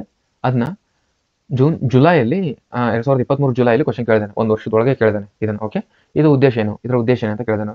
ಶಾಲೆ ಹಾಗೂ ಕಾಲೇಜುಗಳ ನೈತಿಕ ಮೌಲ್ಯಗಳನ್ನು ಬೋಧನೆಗಳನ್ನು ಪರಿಚಯಿಸುವುದು, ಹಳೆಯ ಶಾಲೆಗಳನ್ನು ಶೀತಲಾ ವ್ಯವಸ್ಥೆಯಲ್ಲಿರುವ ತರಗತಿಗಳನ್ನು ಬದಲಾಯಿಸುವುದು, ಶಾಲೆ ಮತ್ತು ಕಾಲೇಜುಗಳಲ್ಲಿ ಯೋಗ ಮತ್ತು ಪ್ರಾಣಾಯಾಮವನ್ನು ಪರಿಚಯಿಸುವುದು, ಶಾಲಾ ಮಟ್ಟದಲ್ಲಿ ಸ್ವಾಮಿ ವಿವೇಕಾನಂದರ ಬೋಧನೆಗಳನ್ನು ಪರಿಚಯಿಸುವುದು ಅಂತಂದು 4 ಆಪ್ಷನ್ ಕೊಟ್ಟಿದ್ದಾನೆ. ಇದರಲ್ಲಿ ನಿಮ್ದು ಆನ್ಸರ್ ಏನಂತ ಫೈಂಡ್ ಔಟ್ ಮಾಡ್ಕೊಳ್ಳಿ. ಇದರಲ್ಲಿ ರೈಟ್ ಆನ್ಸರ್ ಏನಂದ್ರೆ ಹಳೆಯ ಶೀತಲಾ ವ್ಯವಸ್ಥೆಯಲ್ಲಿರುವಂತಹ ತರಗತಿಗಳನ್ನು ಬದಲಾಯಿಸುವ ಉದ್ದೇಶವೇ ವಿವೇಕ ಯೋಜನೆಯ ಉದ್ದೇಶವಾಗಿರುತ್ತದೆ. ಇದು 2022 ನವೆಂಬರ್ ತಿಂಗಳಲ್ಲಿ ಜಾರಿಯಾಗಿರುತ್ತದೆ. ನೆಕ್ಸ್ಟ್, ಗೌರವಾನ್ವಿತ ಭಾರತದ ರಾಷ್ಟ್ರಪತಿಗಳಾದ ದ್ರೌಪದಿ ಮುರ್ಮುರವರು ಎಲ್ಲಿಯವರು ಅಂತ ಕೇಳಿದಾನೆ. ಎಲ್ಲ ಒರಿಸ್ಸಾದವರು ಅಂತ ಎಲ್ಲರಿಗೂ ಗೊತ್ತು, ಅದಕ್ಕೆ ಎಲ್ಲ ಆಪ್ಷನಲ್ಲೂ ಕೂಡ ಒಡಿಸ್ಸಾ ಅಂತ ಕೊಟ್ಟಿದ್ದಾನೆ. ನೆಕ್ಸ್ಟ್, ಜಿಲ್ಲೆ ಕೂಡ ಕೇಳಿದ್ದಾನೆ. ಕ್ವಶನ್ಸು KPSC ಯಾವ ರೀತಿ ಎಷ್ಟು ಇನ್ ಡೀಟೇಲ್ ಆಗಿ ಹೋಗ್ತಾನೆ ಅನ್ನೋದು ಕ್ವಶನ್ಸ್ ಪೇಪರ್ ನೋಡಿದ್ರೆ ನಿಮಗೆ ಗೊತ್ತಾಗ್ತಿದೆ ಅಂತ ಹೇಳ್ತಿದ್ದೀನಿ ನಾನು. ಇದರಲ್ಲಿ ನಾನು ಹಿಂಗೆ ಬರುತ್ತೆ ಅಂತ ಹೇಳೋಕ್ಕಿಂತ ಯಾರು ಹೇಳಿದ್ರು ನಂಬಾಡಿ ನೀವು. ಓಕೆನಾ? ಎಂಥವನು ಮೇಷ್ಟ್ರಿದಾನಂದ್ರೂ ಕೂಡ ನೀವು ನಂಬೇಡಿ, ಪೇಪರ್ ನಂಬಿ. ಪೇಪರ್ ಯಾವ ರೀತಿ ಕೇಳ್ತಿದ್ದಾನೆ, ಜಿಲ್ಲೆ ಕೂಡ ಕೇಳ್ತಿದ್ದಾನೆ. ನಾವು ಹೇಳಿದ್ರೆ ಏನಂತಾರೆ, ಈಗ ಯಾರಾದರೂ ಕ್ಲಾಸಸ್ ಮಾಡೋರು ಜಿಲ್ಲೆ ತಾಲೂಕು ಎಲ್ಲ ಸರಿ ಓದ್ಕೊಳ್ರಿ ಇಂಪಾರ್ಟೆಂಟ್ ಇರ್ತಾವೆ ಅಂತ ಹೇಳಿದ್ರೆ ಏನು ಸುಮ್ಮನೆ ಅಂಥವೆಲ್ಲ ಕೇಳ್ತಾರೆ ಅಂತ ನೀವು ನೆಗ್ಲೆಕ್ಟ್ ಮಾಡ್ತೀರಾ. ಬಟ್ ಪೇಪರಲ್ಲಿ ಬಂದಾಗ ನೀವೇ ನಂಬ್ತೀರಾ. ಓಕೆ, ಪೇಪರ್ ನಿಮಗೆ ಸರಿಯಾದ ದಾರಿದೀಪ. ಓಕೆ, 26ನೇ ಕ್ವಶನ್ಗೆ ಏನಂದ್ರೆ ಆನ್ಸರ್ ಮಾಡಿದ್ರೆ ಅನ್ಕೊಳ್ತೀನಿ. 26ನೇ ಕ್ವಶನ್ಗೆ ಒರಿಸ್ಸಾ ರಾಜ್ಯದ ಮಯೂರ್ಭಂಜ್ ಜಿಲ್ಲೆಗೆ ಸೇರಿದವರಾಗಿರ್ತಾರೆ ರಾಷ್ಟ್ರಪತಿ ದ್ರೌಪದಿ ಮುರ್ಮುರವರು. ನೆಕ್ಸ್ಟ್, ಕೆಳಗಿನ ಯಾವ ಮಣ್ಣು ಬಗ್ಗೆ 2 ಕ್ವಶನ್ ಬಂದು ನೋಡ್ರಿ. ಅವಾಗಲೂ ಫಸ್ಟ್ ಒಂದು ನೋಡಿದ್ವಿ, ಇವಾಗ ಒಂದು 2 ಕರ್ನಾಟಕ ಮಣ್ಣುಗಳ ಬಗ್ಗೆನೇ ಸಂಬಂಧಿಸಿದೆ. ಓಕೆ, ಕೆಳಗಿನ ಯಾವ ಮಣ್ಣು ಕರ್ನಾಟಕದ ಪಶ್ಚಿಮ ಘಟ್ಟದಲ್ಲಿ ಪ್ರದೇಶಕ್ಕೆ ಕಂಡು ಬರ್ತದೆ? ಪಶ್ಚಿಮ ಘಟ್ಟದಲ್ಲಿ ಯಾವ ಮಣ್ಣು ಹೆಚ್ಚಾಗಿ ಕಂಡು ಬರ್ತದೆ ಅಂತ ಕೇಳ್ತಿದ್ದಾನೆ. ಮೆಕ್ಕಲು ಮಣ್ಣು, ಜಂಬಿಟಿಗೆ ಮಣ್ಣು, ಕಪ್ಪು ಮಣ್ಣು, ಕೆಂಪು ಮಣ್ಣು. ಆನ್ಸರ್ ಮಾಡಿದ್ರೆ ಅಂತ ಭಾವಿಸ್ತೀನಿ. ಇದಕ್ಕೆ ಜಂಬಿಟಿಗೆ ಮಣ್ಣು ರೈಟ್ ಆನ್ಸರ್. ನೆಕ್ಸ್ಟ್, 29ನೇ ಕ್ವಶನ್, ಕರ್ನಾಟಕದ ಈ ಕೆಳಗಿನ ಯಾವ ಜಿಲ್ಲೆ ಕಡಿಮೆ ಅರಣ್ಯ ಪ್ರದೇಶವನ್ನು ಹೊಂದಿದೆ? ಇವು ಇಷ್ಟೊಳಗೆ ಕಡಿಮೆ ಅರಣ್ಯ ಹೊಂದಿರೋದು ಹೇಳ್ಬೇಕು. ನೀವು ಜಾಸ್ತಿ ಹೊಂದಿರೋದು ಕಡಿಮೆ ಹೊಂದಿರೋದು ಆ ರೀತಿ ಬಯಟ್ ಮಾಡ್ಕೊಂಡಿರ್ತಾರೆ. ಬಟ್ ಅವನು ಈ ಕೊಟ್ಟಿರೋ 4ರಲ್ಲಿ ಯಾವುದು ಕಡಿಮೆ ಅರಣ್ಯ ಹೊಂದಿದೆ ಅಂತ ಕೇಳ್ತಿದ್ದಾನೆ. ಇದಕ್ಕೆ right answer Dharwad. Okay, next 28ನೇ ಕ್ವಶನ್ ಏನಿದೆ? 28ನೇ ಕ್ವಶನ್ ಸಮರ್ಥನೆ ಮತ್ತು ಕಾರಣ ಕೊಟ್ಟಿದ್ದಾನೆ. ಓಕೆ, ಮ್ಯಾಂಗ್ರೋವ್ ಸಸ್ಯವರ್ಗವು ಕರ್ನಾಟಕ ಕರಾವಳಿ ಪ್ರದೇಶದಲ್ಲಿ ವೇಗವಾಗಿ ಬೀಸುವ ಮಾನ್ಸೂನ್ ಮಾರುತಗಳು ಮತ್ತು ಚಂಡಮಾರುತಗಳ ವಿರುದ್ಧ ಸದೃಢವಾಗಿ ನಿಲ್ಲಲು ಸಾಧ್ಯವಾಗುವುದಿಲ್ಲ ಅಂತ ಕೊಟ್ಟಿದ್ದಾನೆ. ನೆಕ್ಸ್ಟ್, ಕಾರಣ ಯಾಕಂದ್ರೆ ಈ ಮೇಲಿನ ಗುಣಲಕ್ಷಣಗಳಿಂದ ಕರಾವಳಿ ಪ್ರದೇಶದಲ್ಲಿ ಸಮುದ್ರದ ಅಲೆಗಳಿಂದ ಆಗುವ ಸವೆತವನ್ನು ತಡೆಗಟ್ಟಲು ಹೆಚ್ಚಿನ ಮ್ಯಾಂಗ್ರೋವ್ ಸಸ್ಯಗಳನ್ನು ನೆಡಲು ಸರ್ಕಾರ ಪ್ರಯತ್ನಿಸಿದೆ ಅಂತಂದು 2 ಆಪ್ಷನ್ ಕೊಟ್ಟಿದ್ದಾನೆ. ಇದಕ್ಕೆ ಯಾವುದು ಸರಿಯಾದ ಉತ್ತರ ನೀವು ಫೈಂಡ್ ಔಟ್ ಮಾಡಿ. ಓಕೆ, ಫೈಂಡ್ ಔಟ್ ಮಾಡಿದಾರೆ ಅಂತ ಅನ್ಕೊಳ್ತೀನಿ. ಇದಕ್ಕೆ ಆನ್ಸರ್ ಏನಂದ್ರೆ ಸಮರ್ಥನೆ ಮತ್ತು ಕಾರಣ 2 ಸರಿ ಮತ್ತು ಸಮರ್ಥನೆ ಕಾರಣವು ವಿವರಣೆಯಾಗಿದೆ ಅಂತ ಹೇಳಿದಾನೆ. ಸಮರ್ಥನೆ ಮತ್ತು ಕಾರಣ 2 ಸರಿ, ಆದರೆ ಸಮರ್ಥನೆ ಕಾರಣವು ಸರಿಯಾದ ವಿವರಣೆ ಅಲ್ಲ. ಸಮರ್ಥನೆ ಸರಿಯಾಗಿದೆ ಆದರೆ ಕಾರಣ ತಪ್ಪಾಗಿದೆ ಅಂತ ಕೊಟ್ಟಿದ್ದಾನೆ. ಸಮರ್ಥನೆ ಮತ್ತು ಕಾರಣ ಎರಡೂ ತಪ್ಪಾಗಿದೆ ಅಂತ ಹೇಳ್ತಾನೆ. ಇದು 4th ಆಪ್ಷನ್ ಇದಕ್ಕೆ ರೈಟ್ ಆನ್ಸರ್. ರೈಟ್. ಇಂಗ್ಲೀಷಲ್ಲಿ ಬೇಕನ್ನೋರು ನೋಡ್ಕೊಳ್ಳಿ, ಇಂಗ್ಲೀಷಲ್ಲಿ ಬೇಕನ್ನೋರು ಪಾಸ್ ಮಾಡ್ಕೊಂಡು ನೋಡ್ಕೋಬಹುದು. Okay, next. ಓಕೆ, ಕೃಷ್ಣಾ ಮೇಲ್ದಂಡೆ ಯೋಜನೆ ಈ ಕೆಳಗಿನ ಯಾವ ಜಿಲ್ಲೆಗಳಿಗೆ ಪ್ರಯೋಜನಕಾರಿಯಾಗಿಲ್ಲ? ಕೃಷ್ಣಾ ಮೇಲ್ದಂಡೆ ಯೋಜನೆ ಈ ಕೆಳಗಿನ ಯಾವ ಜಿಲ್ಲೆಗಳಿಗೆ ಪ್ರಯೋಜನಕಾರಿಯಾಗಿಲ್ಲ ಅಂತ ಕೊಟ್ಟು ಗುಲ್ಬರ್ಗ, ಬಿಜಾಪುರ, ಬಳ್ಳಾರಿ, ಬಾಗಲಕೋಟೆ ಅಂತ 4 ಆಪ್ಷನ್ ಕೊಟ್ಟಿದ್ದಾನೆ. ನಿಮ್ದೆ ಯಾವ್ದು ರೈಟ್ ಅಂತ ನಿಮಗೆ ಯಾವ್ದು ಅನ್ಸುತ್ತೆ ಅದನ್ನ ಮಾರ್ಕ್ ಮಾಡ್ಕೊಳ್ಳಿ. ರೈಟ್ ಆನ್ಸರ್ ಬಳ್ಳಾರಿಗೆ ಕೃಷ್ಣಾ ಮೇಲ್ದಂಡೆ ಯೋಜನೆಯು ಪ್ರಯೋಜನಕಾರಿಯಾಗಿಲ್ಲ. ಗುಲ್ಬರ್ಗ, ಬಿಜಾಪುರ, ಬಾಗಲಕೋಟೆ, ಧಾರವಾಡ ಈ ರೇಂಜಲ್ಲಿ ಹೋಗುತ್ತೆ ಅದು. Okay, next. ಕರ್ನಾಟಕ ವಿದ್ಯುತ್ ಉತ್ಪಾದನೆ ಕುರಿತು ಕೆಳಗಿನ ಯಾವ ಹೇಳಿಕೆಗಳು ಸರಿಯಾಗಿವೆ ಅಂತ ಕೊಟ್ಟಿದ್ದಾನೆ. ಕರ್ನಾಟಕ ವಿದ್ಯುತ್ ಉತ್ಪಾದನೆ ಕುರಿತು ಕೆಳಗಿನ ಯಾವ ಹೇಳಿಕೆ ಸರಿಯಾಗಿವೆ ನೋಡಿ. ಇಷ್ಟು 5 ಕ್ವಶನ್ ನಾನು ನಿಮಗೆ ಸ್ವಲ್ಪ ಜೂಮ್ ಮಾಡಿ ಹೇಳ್ತೇನೆ. ರೈಟ್. ಕರ್ನಾಟಕ ವಿದ್ಯುತ್ ಉತ್ಪಾದನೆ ಕುರಿತು ಕೆಳಗಿನ ಯಾವ ಹೇಳಿಕೆ ಸರಿಯಾಗಿದೆ? ಇದರಲ್ಲಿ ಕಾಳಿ ಕಣಿವೆಗೆ ಹೋಲಿಸಿದರೆ ಕಾವೇರಿ ನದಿ ಕಣಿವೆ ಉತ್ಪಾದನೆ ವಿದ್ಯುತ್ ತುಂಬಾ ಕಡಿಮೆ ಇದೆ. ಕಾಳಿ ನದಿ ಕಂಪೇರ್ ಮಾಡಿದರೆ ಕಾವೇರಿ ನದಿಯಲ್ಲಿ ಏನು ವಿದ್ಯುತ್ ಉತ್ಪಾದನೆ ಆಗುತ್ತಲ್ವಾ ಅದು ತುಂಬಾ ಕಡಿಮೆ ಇದೆ ಅಂತ ಹೇಳ್ತಿದ್ದಾನೆ. ನೆಕ್ಸ್ಟ್. ಶಿವನಸಮುದ್ರ, ಶಿಂಷಾ, ಕಾವೇರಿ ನದಿ ಕಣಿವೆಯಲ್ಲಿ ವಿದ್ಯುತ್ ಉತ್ಪಾದಿಸುವ ಜಲವಿದ್ಯುತ್ ಯೋಜನೆಗಳಿವೆ. ಸೂಪಾ, ನಾಗಜರಿ, ಕೊಡಸಳ್ಳಿ ಮತ್ತು ಕದ್ರಾ ಕಾಳಿ ನದಿ ಕಣಿವೆಯ ವಿದ್ಯುತ್ ಉತ್ಪಾದಿಸುವ ಜಲವಿದ್ಯುತ್ ಯೋಜನೆಗಳಾಗಿವೆ. ಕಾಳಿ ನದಿಯು ಕರ್ನಾಟಕದಲ್ಲಿ ಜಲವಿದ್ಯುತ್ ಉತ್ಪಾದನೆಯಲ್ಲಿ 2ನೇ ಅತಿ ದೊಡ್ಡ ಕಣಿವೆ ಪ್ರದೇಶವಾಗಿದೆ ಅಂತ ಹೇಳ್ತಾನೆ. ಇದರಲ್ಲಿ ರೈಟ್ ಆನ್ಸರ್ ಏನಂತ ನೀವು ಫೈಂಡ್ ಔಟ್ ಮಾಡ್ಕೊಂಡು ಮಾರ್ಕ್ ಮಾಡ್ಕೊಳ್ಳಿ. ನಾನು ಇವಾಗ ರೈಟ್ ಆನ್ಸರ್ ಹೇಳ್ತೇನೆ. ರೈಟ್. ಇದಕ್ಕೆ ಎಲ್ಲ ಹೇಳಿಕೆಗಳು ಕೂಡ ಸರಿಯಾಗಿವೆ. ಇದು ಎಲ್ಲಿ ಸಿಗುತ್ತೆ ಅಂದ್ರೆ ನೀವು ಚೋಟ ಮೋಟ ಬುಕ್ನಲ್ಲಿ ಓದಿದ್ರೆ ಇದಕ್ಕೆ ಆನ್ಸರ್ ಸಿಗಲ್ಲ. ರಂಗನಾಥ್ ಸರ್ ಬುಕ್ಕಲ್ಲಿ ಅಲ್ಲಿದ್ದೇನೆ ಕಾಪಿ ಪೇಸ್ಟ್ ಮಾಡಿದಾನೇನೋ ಅನ್ನೋ ರೀತಿಯಲ್ಲಿ ಕೊಟ್ಟಿದ್ದಾನೆ. ಈ ಲೈನಲ್ಲಿ ಏನಿದೆ ಅಲ್ವಾ ಕಂಪ್ಲೀಟ್ ಹಂಗೆ ಲೈನ್ ಇದೆ ಅದರಲ್ಲಿ. ರಂಗನಾಥ್ ಸರ್ ಬುಕ್ ಓದಿ ನೀವು ಬೇಕಾದ್ರೆ ಜಿಯೋಗ್ರಫಿಲಿ ಅದರಲ್ಲೇ ಕಂಪ್ಲೀಟ್ ಇದೆ ಅದು. ಓಕೆನಾ? ಇದಕ್ಕೆ ಎಲ್ಲ ಹೇಳಿಕೆಗಳು ಕೂಡ ಸರಿಯಾಗಿವೆ. ಕಾಳಿ ನದಿ ಕಣಿವೆಯು ಹೋಲಿಸಿದರೆ ಕಾವೇರಿ ನದಿ ಕಣಿವೆಯಲ್ಲಿ ಉತ್ಪಾದನೆಯಾಗುವುದು ವಿದ್ಯುತ್ ತುಂಬಾ ಕಡಿಮೆ. ಶಿವನಸಮುದ್ರ ಮತ್ತು ಶಿಂಷಾ ಕಾವೇರಿ ನದಿ ಕಣಿವೆ ವಿದ್ಯುತ್ ಉತ್ಪಾದಿಸುವುದು ಜಲವಿದ್ಯುತ್ ಯೋಜನೆಗಳಾಗಿವೆ. ಸೂಪಾ, ನಾಗಜರಿ, ಕೊಡಸಳ್ಳಿ ಮತ್ತು ಕದ್ರಾ ಕಾಳಿ ನದಿ ಕಣಿವೆಯಲ್ಲಿ ವಿದ್ಯುತ್ ಉತ್ಪಾದಿಸುವ ಜಲವಿದ್ಯುತ್ ಯೋಜನೆಯಾಗಿದೆ. ಕಾಳಿ ನದಿಯು ಕರ್ನಾಟಕದಲ್ಲಿ ಜಲವಿದ್ಯುತ್ ಉತ್ಪಾದನೆಯ 2ನೇ ಅತಿ ದೊಡ್ಡ ನದಿ ಕಣಿವೆ ಯೋಜನೆಯಾಗಿದೆ, ನದಿ ಕಣಿವೆ ಪ್ರದೇಶವಾಗಿದೆ ಅಂತ ಹೇಳ್ತಾನೆ. ಇದು 4 ಹೇಳಿಕೆಗಳು ಕೂಡ ಸರಿಯಾಗಿದೆ ಇದಕ್ಕೆ. ರೈಟ್. ನೆಕ್ಸ್ಟ್. ಹಿಸ್ಟ್ರಿ ಕ್ವಶನ್ ಬಂತು ಇವಾಗ. ಕೆಳಗಿನ ಐತಿಹಾಸಿಕ ಸ್ಥಳಗಳನ್ನು ಪರಿಗಣಿಸಿ. ಕೆಳಗೆ ಕ್ವಶನ್. ಮೇಲ್ಕಂಡ ಯಾವ ಐತಿಹಾಸಿಕ ಸ್ಥಳಗಳು ಸಿಂಧು ಬಯಲಿನ ನಾಗರಿಕತೆಗೆ ಸರಿ ಹೊಂದುತ್ತದೆ? ಸಿಂಧು ನಾಗರಿಕತೆ ಮೇಲೆ KPSC ಅಲ್ಲಿ ಯಾವಾಗಲೂ ಒಂದು ಕ್ವಶನ್ ಇದೇ ಇರುತ್ತೆ. ಓಕೆ, ಸಿಂಧು, ವಿಜಯನಗರ, ಅಶೋಕ, ಬುದ್ಧ ಇವೆಲ್ಲ ರೆಗ್ಯುಲರ್ ಟಾಪಿಕ್ಸ್. ಓಕೆನಾ? ಅಲ್ಲಿ ಮಿಸ್ ಮಾಡ್ಕೋಬಾರ್ದು ಕ್ವಶನ್. ಈಗ 32ನೇ ಕ್ವಶನ್ ಏನಂದ್ರೆ ಸಿಂಧು ಬಯಲಿಗೆ ನಾಗರಿಕತೆಗೆ ಸಂಬಂಧಿಸಿದಂತೆ ಇವು ಪ್ಲೇಸ್ ಅಲ್ಲಿ ಯಾವಿದಾವೆ ಅಂತ ಕೇಳಿದ್ರೆ, 1 ಹರಪ್ಪ, ಲೂತಾಲ್, ಸನ್ನತಿ, ಕಾಲಿಬಂಗನ್, ಚಂದ್ರಾವಳಿ. ಇದು ಯಾವುದಕ್ಕೆ ಸಂಬಂಧಿಸಿದೆ ಅಂತ ಕೊಟ್ಟಿದ್ದಾನೆ. ಇದಕ್ಕೆ ಆಪ್ಷನ್ ಕೆಳಗೆ ಏನು ಕೊಟ್ಟಿದ್ದಾನೆ ಅಂದ್ರೆ 3 ಅಷ್ಟೇ ಇದಾವೆ, 2 ಅಲ್ಲ ಅಂತ ಗೊತ್ತಾಗಬೇಕು ನಿಮಗೆ. ನೋಡ್ರಿ ಮೇಲೆ ಎಲ್ಲ ಹೌದು ಅಂತ ಇಲ್ಲ, ಅದು ಎಲ್ಲ ಹುಡುಗರಿಗೆ ಫೇವ್ರೇಟ್ ಅದು. ಮೇಲೆ ಹೌದಾ ಎಲ್ಲ ಹೌದು, ರೈಟ್, ಹೊಡಿ ಬಂಡೆ ಹಂಗಿಲ್ಲ. ಈಗ ನೋಡ್ರಲ್ಲಿ ಏನು ಕೊಡ್ತಾನೆ, 1, 2, 4 ರೈಟು. ಅಂದ್ರೆ ಹರಪ್ಪ, ಲೂತಾಲು ಅಥವಾ ಚಂದ್ರವಳ್ಳಿ ರೈಟ್ ಆಗಿರ್ಬೋದು, ಅಥವಾ ಹರಪ್ಪ, ಸನ್ನತಿ, 4th ಚಂದ್ರವಳ್ಳಿ ರೈಟು. ಈ ತರ ಕೊಟ್ಟಿದ್ದಾನೆ. ನಿಮ್ದು ಯಾವ್ದಂತಂದು ರೈಟ್ ಮಾಡ್ಕೊಳ್ಳಿ. ನಾನು ಇವಾಗ ರೈಟ್ ಆನ್ಸರ್ ಹೇಳ್ತೀನಿ. ಇದಕ್ಕೆ ಆನ್ಸರ್ ಏನಂದ್ರೆ ಹರಪ್ಪ, ಲೂತಾಲ್ ಮತ್ತು ಕಾಲಿಬಂಗನ್ ರೈಟು. ಸನ್ನತಿ ಇಲ್ಲಿ ಕಂಡು ಬರುತ್ತಂದ್ರೆ ಇದು ಸನ್ನತಿ ಅಶೋಕನಿಗೆ ಸಂಬಂಧಿಸಿದೆ. ಓಕೆ, ಇದು ಆಮೇಲೆ ಚಂದ್ರವಳ್ಳಿ ಇದು ಇಲ್ಲಿ ಕಂಡು ಬರುತ್ತಂದ್ರೆ ಚಿತ್ರದುರ್ಗದಲ್ಲಿ ಕಂಡು ಬರುತ್ತೆ ಇದು. Okay, next. ಕೆಳಗಿದೆ ನಿಮಗೆ ಇಂಗ್ಲಿಷಲ್ಲಿ. ಕೆಳಗಿನ ಹೇಳಿಕೆಗಳನ್ನು ಪರಿಗಣಿಸಿ. ಋಗ್ವೇದ ಕಾಲದಲ್ಲಿ ಜನರು ಪ್ರಕೃತಿಯನ್ನು ದೇವರೆಂದು ಪೂಜಿಸುತ್ತಿದ್ದರು. 1ನೇ ಆಪ್ಷನ್. ನೆಕ್ಸ್ಟ್. ಋಗ್ವೇದ ಕಾಲದಲ್ಲಿ ಸ್ತ್ರೀಯರಿಗೆ ಧಾರ್ಮಿಕ ಸ್ವಾತಂತ್ರ್ಯವನ್ನು ನೀಡಲಾಗಿತ್ತು ಅಂತ 2 ಆಪ್ಷನ್ ಕೊಟ್ಟಿದ್ದಾನೆ. ಮತ್ತೆ 1 ಹೇಳಿಕೆ ಸರಿಯೇ, 1, 2 ಸರಿ 2 ತಪ್ಪು, ಅಥವಾ 1 ಸರಿ 2 ತಪ್ಪು, 2 ಸರಿ 1 ತಪ್ಪು, ಈ ರೀತಿ ಕೊಟ್ಟಿದ್ದಾನೆ. ಇದಕ್ಕೆ ಆಪ್ಷನ್ ಏನಂದ್ರೆ ನಿಮ್ಮ ಆನ್ಸರ್ ರೈಟ್ ಮಾಡ್ಕೊಂಡಿದ್ರೆ ಅಂತ ಅಂದ್ಕೊಳ್ತೇನೆ. ಇದಕ್ಕೆ ಆಪ್ಷನ್ 1ನೇ ಆಪ್ಷನ್ ರೈಟ್, 2 ಸರಿ. ಋಗ್ವೇದದ ಕಾಲದ ಜನರು ಪ್ರಕೃತಿಯನ್ನು ದೇವರೆಂದು ಪೂಜಿಸುತ್ತಿದ್ದರು. ಋಗ್ವೇದದ ಕಾಲದಲ್ಲಿ ಸ್ತ್ರೀಯರಿಗೆ ಧಾರ್ಮಿಕ ಸ್ವಾತಂತ್ರ್ಯವನ್ನು ನೀಡಲಾಗಿತ್ತು. ಇದು ರೈಟ್ ಆನ್ಸರ್. Okay, next. ನಿಮ್ಗೆ ಇಂಗ್ಲೀಷಲ್ಲಿ ಬೇಕನ್ನೋರು 1 ಸೆಕೆಂಡ್ ತಡೆದಿರ್ತೀನಿ, ವಿಡಿಯೋ ಪಾಸ್ ಮಾಡ್ಕೊಂಡು ನೀವು ಓದ್ಕೋಬೇಕು. Okay, right. ಓಕೆ, 34ನೇ ಕ್ವಶನ್ ಏನು ಕೇಳಿದಾನೆ? 2ನೇ ಬೌದ್ಧ ಸಮ್ಮೇಳನ ಹೇಳಿಲ್ವ ನಾನು, ಬೌದ್ಧ ಜೈನ ಇವು ಇಂಪಾರ್ಟೆಂಟ್. ಓಕೆ, 2ನೇ ಬೌದ್ಧ ಸಮ್ಮೇಳನ ವೈಶಾಲಿಯಲ್ಲಿ ನಡೆಯಿತು. ಈ ಬೌದ್ಧ ಸಮ್ಮೇಳನವನ್ನು ಮೌರ್ಯ ಚಕ್ರವರ್ತಿ ಅಶೋಕನು ಏರ್ಪಡಿಸಿದ. ಆಪ್ಷನ್ ಕೆಳಗಿದಾವೆ. 1 ಮತ್ತು 2 ಸರಿ, 1 ಸರಿ ಆದರೆ 2 ತಪ್ಪು, 2 ಸರಿ ಆದರೆ 1 ತಪ್ಪು, 1 ಮತ್ತು 2 ಹೇಳಿಕೆಗಳು ತಪ್ಪು ಅಂತ ಆಪ್ಷನ್ ಕೊಟ್ಟಿದ್ದಾನೆ. ನೀವು ಅದಕ್ಕೆ ಯಾವುದಂತ ರೈಟ್ ಆನ್ಸರ್ ಮಾಡ್ಕೊಳ್ಳಿ. ರೈಟ್ ಆನ್ಸರ್ ಏನಂದ್ರೆ ಸೆಕೆಂಡ್ ಆಪ್ಷನ್ ರೈಟ್ ಆನ್ಸರ್. ಇದಕ್ಕೆ ಬೌದ್ಧ ಸಮ್ಮೇಳನಗಳು ರಾಜಗೃಹ ಫಸ್ಟ್ನೇದು, ರಾಜಗೃಹ ಅದರಲ್ಲಿ ಯಾರಂದ್ರೆ ಅಜಾತಶತ್ರು. ಇದಕ್ಕೆ ಆನ್ಸರ್ ಫಸ್ಟ್ ಇದಕ್ಕೆ ಆಶ್ರಯ ಕೊಡೋರು. ಓಕೆನಾ. ಎರಡನೇದು ವೈಶಾಲಿ. ಇದಕ್ಕೆ ಆಶ್ರಯ ಕೊಡೋರು ಯಾರಂದ್ರೆ ಸಭಾಕಾಮ. 3 ಪಾಟಲಿಪುತ್ರ. ಆಶ್ರಯ ಅಲ್ಲ, ಇವರು ಇದು ಅಧ್ಯಕ್ಷರು ಪಾಟಲಿಪುತ್ರದಲ್ಲಿ. ಮುಗಲಿ ತಿಸ್ಸ ಅಂತ ಬರ್ತಾರೆ ಅವರು. ಓಕೆ. ನೆಕ್ಸ್ಟ್ ಕಾಶ್ಮೀರದಲ್ಲಿ ವಸುಮಿತ್ರ. ನೆಕ್ಸ್ಟ್ ಕನೌಜ್ ಹುಯೆನ್ಸಾಂಗ್. ನೋಡ್ರಿ, ನಾವೆಷ್ಟು ಭಾಳ ನಿರಾಳವಾದಿಗಳು, ಭಾಳ ಒಳ್ಳೆ ಜನ ಅಂದರೆ ಯಾತ್ರಿಗಳನ್ನು ಕೂಡ ಕರ್ಕೊಂಬಂದು ನಾವು ಅಧ್ಯಕ್ಷರು ಮಾಡಿದ ಮಂದಿ ನಾವು. ಇಂಥ ಹುಲಿಗಳು ನಾವು, ಇಂಥ ಜನ ಇದೀವಿ ನಾವು. ಓಕೆನಾ.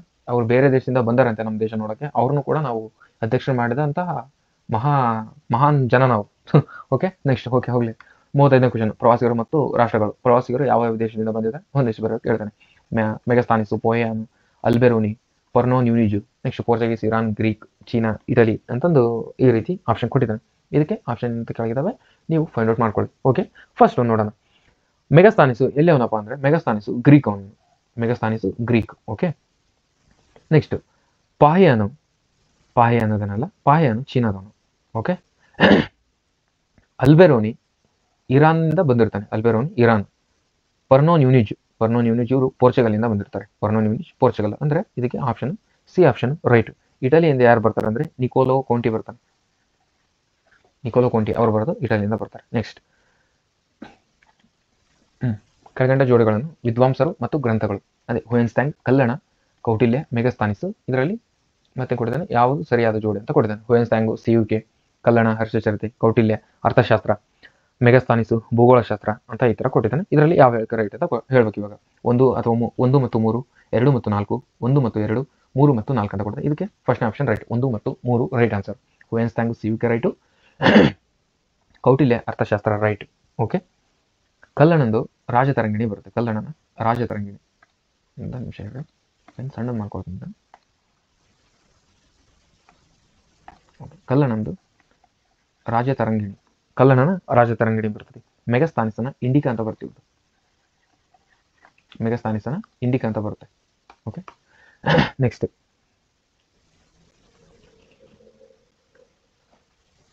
ಸುಧಾರಕರು ಮತ್ತು ತತ್ವ ವೇದಾಂತಗಳು. ಇದಕ್ಕೆ ರಿಲೇಟೆಡ್ ಇರೋದು ಕೇಳ್ತಿದ್ದೆ ನಾವು. ಸುಧಾರಕರು ಮತ್ತು ತತ್ವ ವೇದಾಂತಗಳು. ಶಂಕರಾಚಾರ್ಯರು ಅದ್ವೈತ, ಮಧ್ವಾಚಾರ್ಯರು ಶಕ್ತಿ ವಿಶಿಷ್ಟಾದ್ವೈತ, ರಾಮಾನುಜಾಚಾರ್ಯರು ವಿಶಿಷ್ಟಾದ್ವೈತ ಸಿದ್ಧಾಂತ ಅಂತ ಬರುತ್ತೆ. ಇವ್ರದ್ದು ಒಂದು ಲಿಸ್ಟ್ ಇದೆ. ಆ ಲಿಸ್ಟ್ ಕಂಪ್ಲೀಟ್ ಒಂದು 5-6 ಜನ ಇದ್ದಾರೆ. ಅವ್ರದ್ದು ಕಂಪ್ಲೀಟ್ ಆಗಿ ನೀವು ಲಿಸ್ಟ್ ನೆನ್ಪಿಟ್ಕೋಬೇಕು. ಇದರಲ್ಲಿ ಏನೇನು ರೈಟ್ ಅಂದರೆ 1 ಮತ್ತು ಶಂಕರಾಚಾರ್ಯರು ಅದ್ವೈತ ಸಿದ್ಧಾಂತ ರೈಟು. ಆಮೇಲೆ 3rd ಆಪ್ಷನ್ ಕೂಡ ರೈಟ್. ವಿಶಿಷ್ಟಾದ್ವೈತ ಸಿದ್ಧಾಂತ ರಾಮಾನುಜಾಚಾರ್ಯರು ರೈಟ್. ಓಕೆನಾ. ಮಧ್ವಾಚಾರ್ಯರದ್ದು ಏನಂದ್ರೆ ಇದು ದ್ವೈತ ಸಿದ್ಧಾಂತ ಆಗಿರ್ತದೆ. ಇವರು ದ್ವೈತ ಸಿದ್ಧಾಂತ ಮಧ್ವಾಚಾರ್ಯರು. ಶಕ್ತಿ ವಿಶಿಷ್ಟ ಅದ್ವೈತ ಸಿದ್ಧಾಂತ ಇವ್ರದ್ದು ಬಸವಣ್ಣವ್ರದ್ದು. ಬಸವಣ್ಣವ್ರದ್ದು ಶಕ್ತಿ ವಿಶಿಷ್ಟಾದ್ವೈತ ಸಿದ್ಧಾಂತ. ಓಕೆ. ಇಂಗ್ಲೀಷಲ್ಲಿ ಬೇಕು ನಾವು. ಓಕೆ. Next done.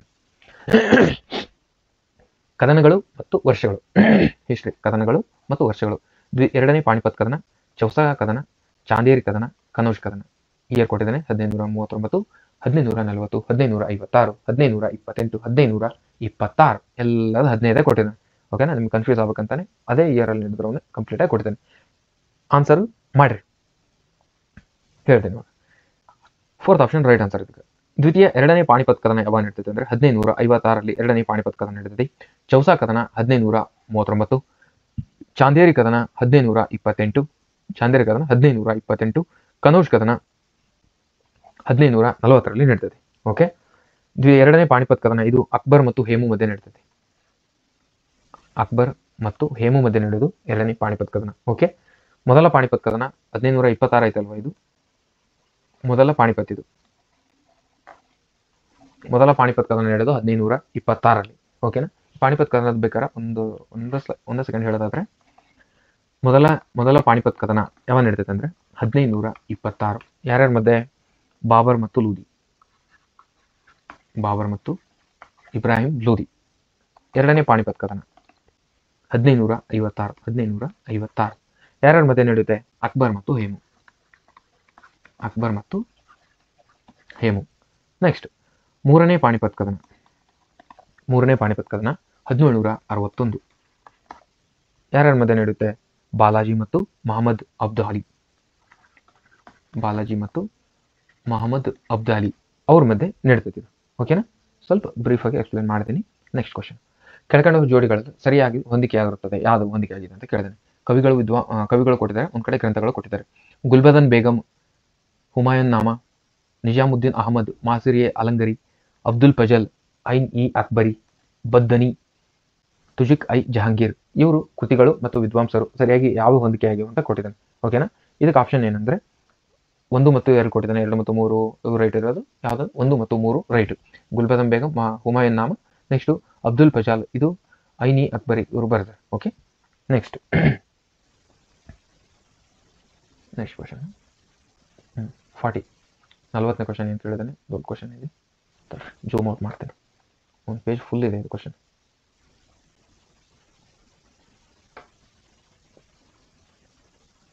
ಒಂದು ಪೇಜ್ ಫುಲ್ ಇದೆ, ಇಲ್ಲೇ ನೋಡ್ರಿ, ಮತ್ತೆ ಪಕ್ಕದ ಬರ್ದು ನೋಡ್ಬೇಡ್ರಿ. ನೆಕ್ಸ್ಟ್ 40ನೇ ಕ್ವಶನ್, 1773ರ ರೆಗ್ಯುಲೇಟಿಂಗ್ ಕಾಯ್ದೆ ಭಾರತ ಈಸ್ಟ್ ಇಂಡಿಯಾ ಕಂಪನಿಯ ಪ್ರಥಮ ಸಂವಿಧಾನಾತ್ಮಕ ಕಾಯ್ದೆಯಾಗಿದೆ. ನೆಕ್ಸ್ಟ್, ಕಾಯ್ದೆಯ ಪ್ರಕಾರ ಬಂಗಾಳದ ಗವರ್ನರ್ ಜನರಲ್ ಈಸ್ಟ್ ಇಂಡಿಯಾ ಕಂಪನಿಯ ಗವರ್ನರ್ ಜನರಲ್ ಆದನು. ಈ ಕಾಯ್ದೆಯ ಅನ್ವಯ ವಾರನ್ ಹೇಸ್ಟಿಂಗ್ ಬಂಗಾಳದ ಪ್ರಥಮ ಗವರ್ನರ್ ಜನರಲ್ ಆದನು. ನೆಕ್ಸ್ಟ್, ಈ ಹೇಳಿಕೆಗಳಲ್ಲಿ ಸರಿಯಾದ ಹೇಳಿಕೆಗಳನ್ನು ಯಾವುದು ಅಂತ ಕೊಡ್ತೀವಿ ಅಂತ ಹೇಳಿದಾನೆ. ಓಕೆ, ಸರಿಯಾಗಿ ಓದಿ, ಸ್ವಲ್ಪ ವಿಡಿಯೋ ಪಾಸ್ ಮಾಡಿಕೊಂಡು ರೈಟ್ ಆನ್ಸರ್ ಮಾಡಿ. ಏನು ಕೇಳಿದಾನೆ? 1773ರಲ್ಲಿ ರೆಗ್ಯುಲೇಟಿಂಗ್ ಕಾಯ್ದೆ ಭಾರತದ ಈಸ್ಟ್ ಇಂಡಿಯಾ ಕಂಪನಿಯ ಪ್ರಥಮ ಸಂವಿಧಾನಾತ್ಮಕ ಕಾಯ್ದೆಯಾಗಿದೆ. ಓಕೆ, ರೈಟ್, ಒಂದೇ ಆಪ್ಷನ್ ರೈಟ್. ನೆಕ್ಸ್ಟ್, ಈ ಕಾಯ್ದೆಯ ಪ್ರಕಾರ ಬಂಗಾಳದ ಗವರ್ನರ್ ಜನರಲ್ ಅಂದ್ರೆ ಬಂಗಾಳದ ಈಸ್ಟ್ ಇಂಡಿಯಾ ಕಂಪನಿಯ ಗವರ್ನರ್ ಜನರಲ್ ಆದನು 1773ರಲ್ಲಿ ಅಂತ ಹೇಳ್ತಾರೆ. ಇದು ಕೂಡ ರೈಟ್. ನೆಕ್ಸ್ಟ್, ಈ ಕಾಯ್ದೆ ಅನ್ವಯ ವಾರನ್ ಹೇಸ್ಟಿಂಗ್ ಬಂಗಾಳದ ಪ್ರಥಮ ಗವರ್ನರ್ ಜನರಲ್ ಆದನು ಅಂತ ಹೇಳ್ತಿದ್ದಾನೆ. ಇದು ಕೂಡ ರೈಟ್. ವಾರನ್ ಹೇಸ್ಟಿಂಗ್ ಬಂಗಾಳದ ಪ್ರಥಮ ಗವರ್ನರ್ ಜನರಲ್ ಆದನು, ಇದು ಕೂಡ ರೈಟ್. ಬಟ್ ಇಲ್ಲಿ ಭಾರತದ ಅಂತ ಬಂದ್ರೆ ಭಾರತದಂತ ಗವರ್ನರ್ ಜನರಲ್ ಬಂದ್ರೆ ವಿಲಿಯಂ ಬೆಂಟಿಕ್ ಆಗ್ತಾರೆ. ಓಕೆ, ಇದಕ್ಕೆ ಆಪ್ಷನ್ ಏನಂದ್ರೆ ಫಸ್ಟ್ನೇ ಆಪ್ಷನ್ ರೈಟ್ ಆನ್ಸರ್. ಎಲ್ಲ ಹೇಳಿಕೆಗಳು ಕೂಡ ಸರಿಯಾಗಿದ್ದಾವೆ. ಇದಕ್ಕೆ ಇಂಗ್ಲೀಷಲ್ಲಿ ಬೇಕಂದ್ರೆ ನೋಡ್ಕೊಳ್ಳಿ. Okay, next right. ಕರ್ನಾಟಕ ಮತ್ತೆ ಹಿಸ್ಟ್ರಿಗೆ ಸಂಬಂಧಿಸಿದ ಕ್ವಶನ್ ಬಂದತಿ. ಭಾರತದ ಸ್ವತಂತ್ರ ಚಳವಳಿಗೆ ಸಂಬಂಧಿಸಿದಂತೆ ಅಲ್ವಾ? ರೈಟ್ ಇದೆ. ಭಾರತದ ಸ್ವತಂತ್ರ ಚಳವಳಿಗೆ ಸಂಬಂಧಿಸಿದ ಕೆಳಕಂಡ ಘಟನೆಗಳನ್ನು ಪರಿಗಣಿಸಿ. ಒಂದೇದು ಅಂದ್ರೆ ಇದಕ್ಕೆ ಏನು ಕೇಳಿದಾನೆ? ಮೇಲಿರುವ ಕಾಲಂ ಆರ್ಡರ್ ವೈಸ್ ಹೊಂದಿಸ್ಬೇಕು. ಇವಾಗ 4 ಘಟನೆಗಳನ್ನು ಕೊಟ್ಟಿರ್ತಾರೆ, ಅದನ್ನ ಆರ್ಡರ್ ವೈಸ್ ಹೊಂದಿಸ್ಬೇಕು. ಅಂದ್ರೆ ಅವ್ರ ಇಸ್ವಿ ಎಲ್ಲ ನಿಮ್ಗೆ ಗೊತ್ತಿರ್ಬೇಕಪ್ಪ ರಾಜರ ಅಂತ ಹೇಳ್ತಿದ್ದಾನೆ ನಿಮಗೆ. ಓಕೆ, ಒಂದೇದೇನು ಕೊಟ್ಟಿದ್ದಾನೆ? ದಂಡಿ ಸತ್ಯಾಗ್ರಹ ಅಥವಾ ಉಪ್ಪಿನ ಸತ್ಯಾಗ್ರಹ, ಅದರ ಬಗ್ಗೆ ಕೇಳಿದಾನೆ. ಬೆಳಗಾಂ ರಾಷ್ಟ್ರೀಯ ಕಾಂಗ್ರೆಸ್ ಅಧಿವೇಶನ, ಭಾರತ ಬಿಟ್ಟು ತೊಲಗಿ, ಚೌರಿ ಚೌರ, ಇದ್ರ ಬಗ್ಗೆ ಕೇಳಿದಾನೆ. ಇವಿಷ್ಟು ನಿಮಗೆ ಇಸ್ವಿ ಗೊತ್ತಿದ್ರೆ ಆರ್ಡರ್ ವೈಸ್ ಹೊಂದೋಕೆ ಬರುತ್ತೆ. ಫಸ್ಟ್ ನಾವೇನು ಮಾಡೋಣ ಅಂದ್ರೆ ಇಸ್ವಿ ಬರ್ಕೊಂಬಿಡೋಣ. ಓಕೆನಾ? ದಂಡಿ ಸತ್ಯಾಗ್ರಹ ಯಾವಾಗಾಯ್ತು? 1930. ರೈಟ್. ಬೆಳಗಾಂ 1924. ರೈಟ್. ಭಾರತ ಬಿಟ್ಟು ತೊಲಗಿ 1942. ಚೌರಿ ಚೌರ 1922. ಇವಾಗ ಆರಾಮ್ಸೆ ನೀವು ಈಸಿಯಾಗಿ ಹೊಂದಿಸ್ಬೋದು. ಓಕೆನಾ? ಆಪ್ಷನ್ ಕೆಳಗಿದೆ, ಇದರಲ್ಲಿ ಮತ್ತೇನು ಹೊಂದಿಸೋದಿರಲ್ಲ. Option third option right answer. Okay, next ಕೆಳಗಿನ ಮತ್ತೆ ಹೋರಾಟಗಾರರು, ಸ್ವತಂತ್ರ ಹೋರಾಟಗಾರರು ಮತ್ತು ಅವರ ಗ್ರಂಥಗಳು ಅಥವಾ ಅವರ ಪತ್ರಿಕೆಗಳು, ಪೇಪರ್ ಏನೇನು ಬರ್ತದೆ ಅದರ ಬಗ್ಗೆ ಕೊಡ್ತೇನೆ. Dadabhai Naoroji, poverty and British rule in India, Lala Lajpat Rai, Hind Swaraj, Bal Gangadhar Tilak, Kesari, Jawaharlal Nehru, Young India ಅಂತ ಇಷ್ಟು ಪುಸ್ತಕಗಳನ್ನು ಕೊಟ್ಟಿದ್ದಾರೆ. ಇದರಲ್ಲಿ ಯಾವ ಹೇಳಿಕೆಗಳು ಸರಿಯಾಗಿವೆ ಗುರುತಿಸಿ. ಓಕೆ, ಇದಕ್ಕೆ ಆಪ್ಷನ್ ಥರ್ಡ್ ಆಪ್ಷನ್ ರೈಟ್. 2 ಮತ್ತು 4 ಹೇಳಿಕೆಗಳು ಸರಿ. Lala Lajpat Rai, Hind Swaraj right. Jawaharlal Nehru, Young India. But ಅದು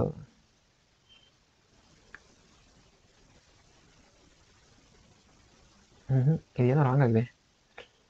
ಬಾಲ್ ಗಂಗಾಧರ್ ತಿಲಕ್ ಒಂದೇ ಆಪ್ಷನ್ ಕೂಡ ರೈಟ್ ಆಗಬೇಕಲ್ಲ. ಮೇ ಬಿ ಆಪ್ಷನ್ ಕೂಡ ರಾಂಗ್ ಆಗಿದೆ. ಇದು ದಾದಾಬಾಯಿ ನವರೋಜಿ ಅದು ರೈಟು.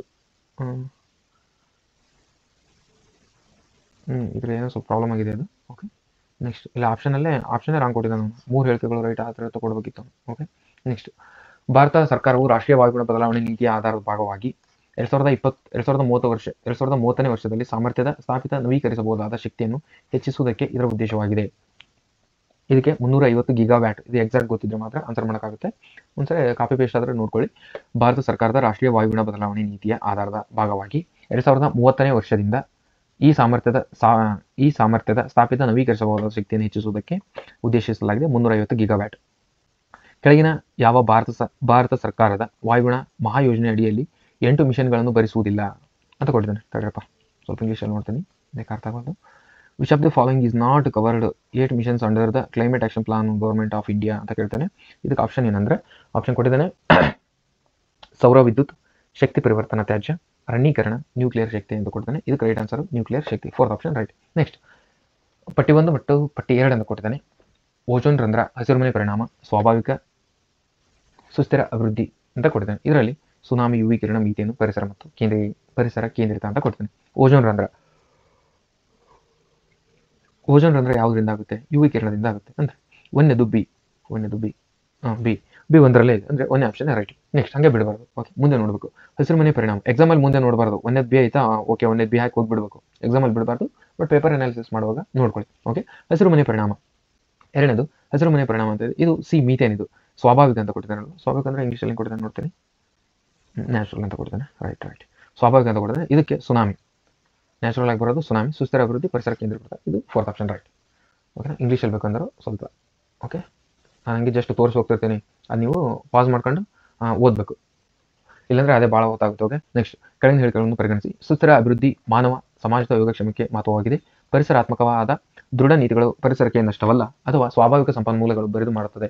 ಈ ಕೆಳಗಿನ ಸಂಕೇತಗಳು ಸರಿಯಾದ ಹೇಳಿಕೆಗಳನ್ನು ಆಯ್ಕೆ ಮಾಡಿ ಅಂತ ಕೊಟ್ಟಿದ್ದಾರೆ. 46 ಕ್ವಶನ್.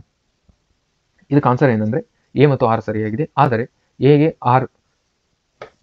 ಆರ್ ಏನ ಸರಿಯಾದ ವಿವರಣೆಯಲ್ಲ. ಇದಕ್ಕೆ right answer okay, B option right ಇದಕ್ಕೆ. ನೆಕ್ಸ್ಟ್ ಇದು 48ನೇ ಕ್ವಶನ್ ಕೂಡ ನೋಡ್ಬಿಡೋಣ. ನೆರಳಾತೀತ ಬೆಳಕಿನ ಅಣು ಪ್ರಕ್ರಿಯೆಯಲ್ಲಿ ಇದರ ಮುಖಾಂತರ ಪ್ರಮುಖವಾಗಿ ಪ್ರತಿಬಿಂಬಿಸುತ್ತದೆ. ನೆರಳಾತೀತ ಬೆಳಕಿನ ಅಣು ಪ್ರಕ್ರಿಯೆಯನ್ನು ಇದರ ಮುಖಾಂತರ ಪ್ರಮುಖವಾಗಿ ಪ್ರತಿಬಿಂಬಿಸಲಾಗುತ್ತದೆ ಅಂತ ಕೊಟ್ಟಿದ್ದಾನೆ. DNA ಹೈಡ್ರೋಜನ್ ಬಂಧಗಳ ವಿನಾಶ, ಫೋಟೋಡೈನಾಮಿಕ್ ಕ್ರಿಯೆ, ಪ್ಯೂರಿನ್ ಮತ್ತು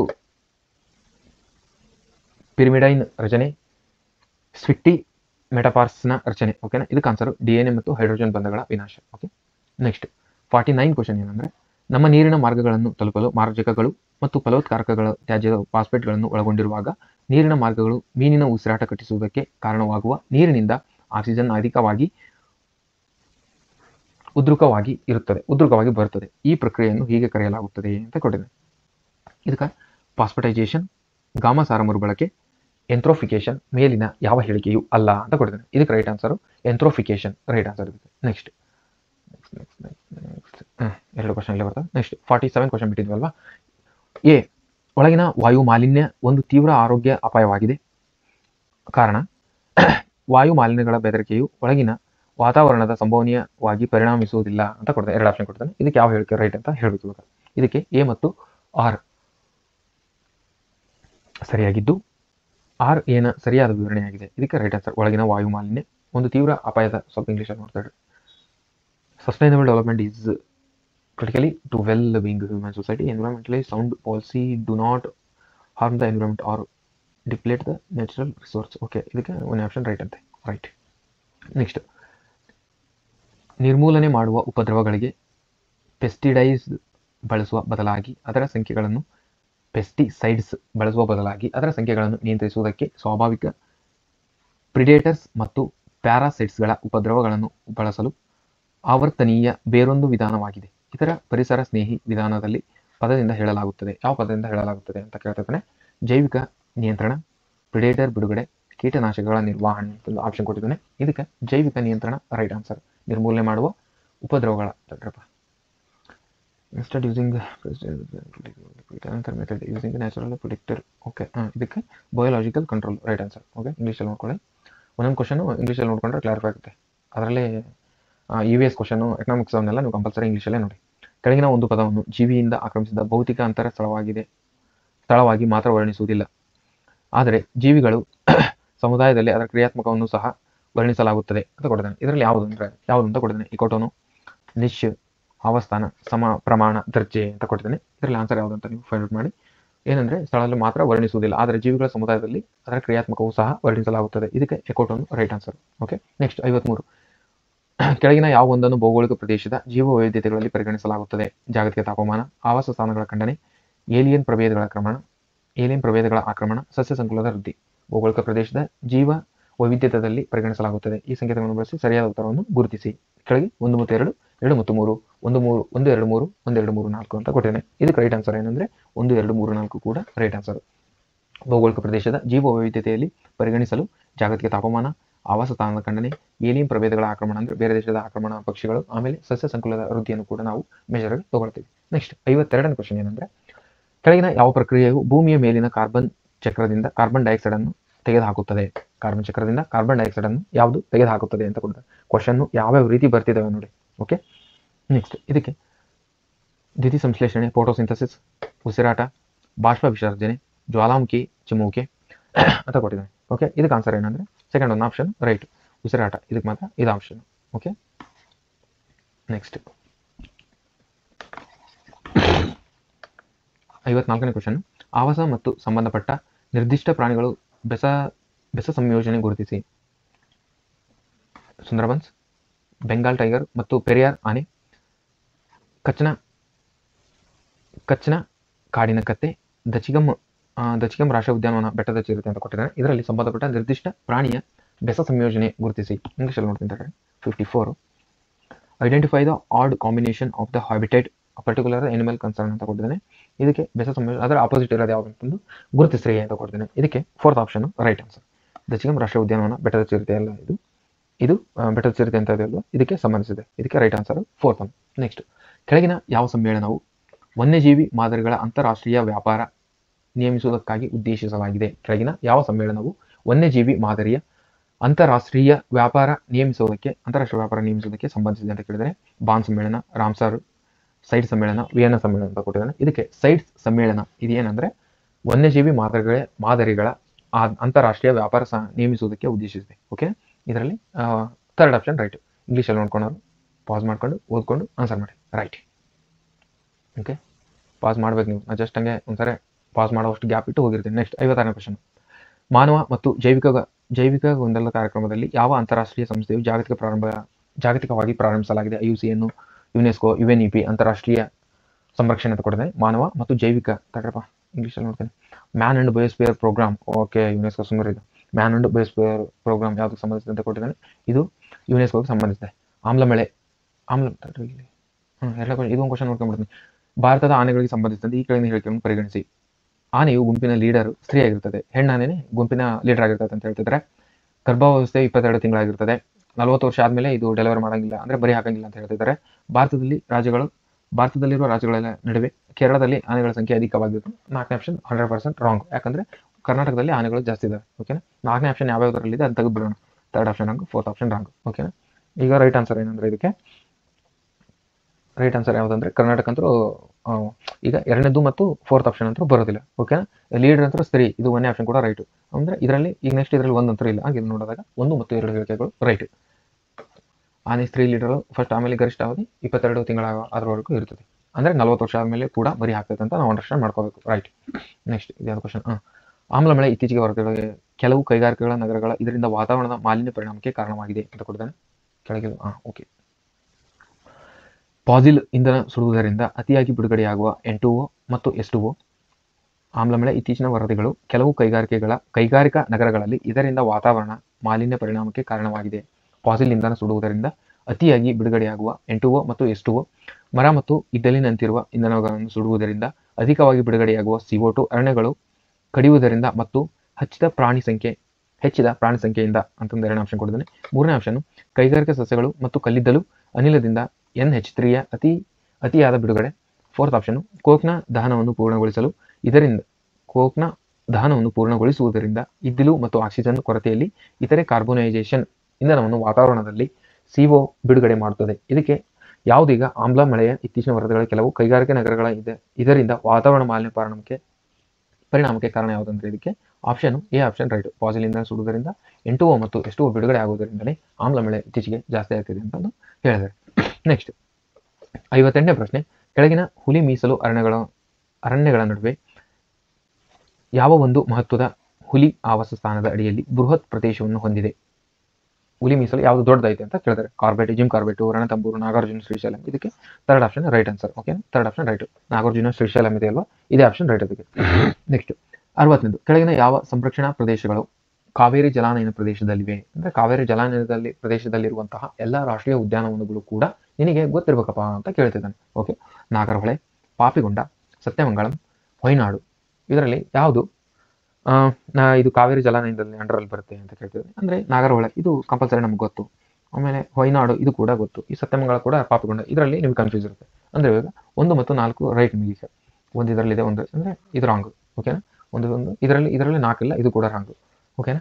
ಇದರಲ್ಲಿ ಇದೆ, ಬಟ್ ಇದರಲ್ಲಿ ನಮಗೆ ಇವು ಎರಡರಲ್ಲಿ ಯಾವುದೋ ಅಲ್ಲ ಅಂತ ಒಂದು ಅನಿಸ್ತಿದೆ ಅಂದಾಗ ಇದು ಕೂಡ ರಾಂಗ್. ಅಂದರೆ third option right. Third option ಇದಕ್ಕೆ ರೈಟ್ ಆನ್ಸರ್ ಈಗ ಇದಕ್ಕೆ. ಹೆಂಗಂದರೆ ಪಾಪಿಗೊಂಡ ಮೇತುಲ ಇದು ಆಂಧ್ರ ಪ್ರದೇಶದಲ್ಲಿದೆ. ಆಂಧ್ರ ಪ್ರದೇಶದಲ್ಲಿ ಬರುತ್ತೆ. ಆಂಧ್ರ ಪ್ರದೇಶದಲ್ಲಿ ನಮ್ಮ ಕಾವೇರಿ ನದಿ ಹರಿಯುವುದೇ ಇಲ್ಲ. ಓಕೆ, ನೆಕ್ಸ್ಟ್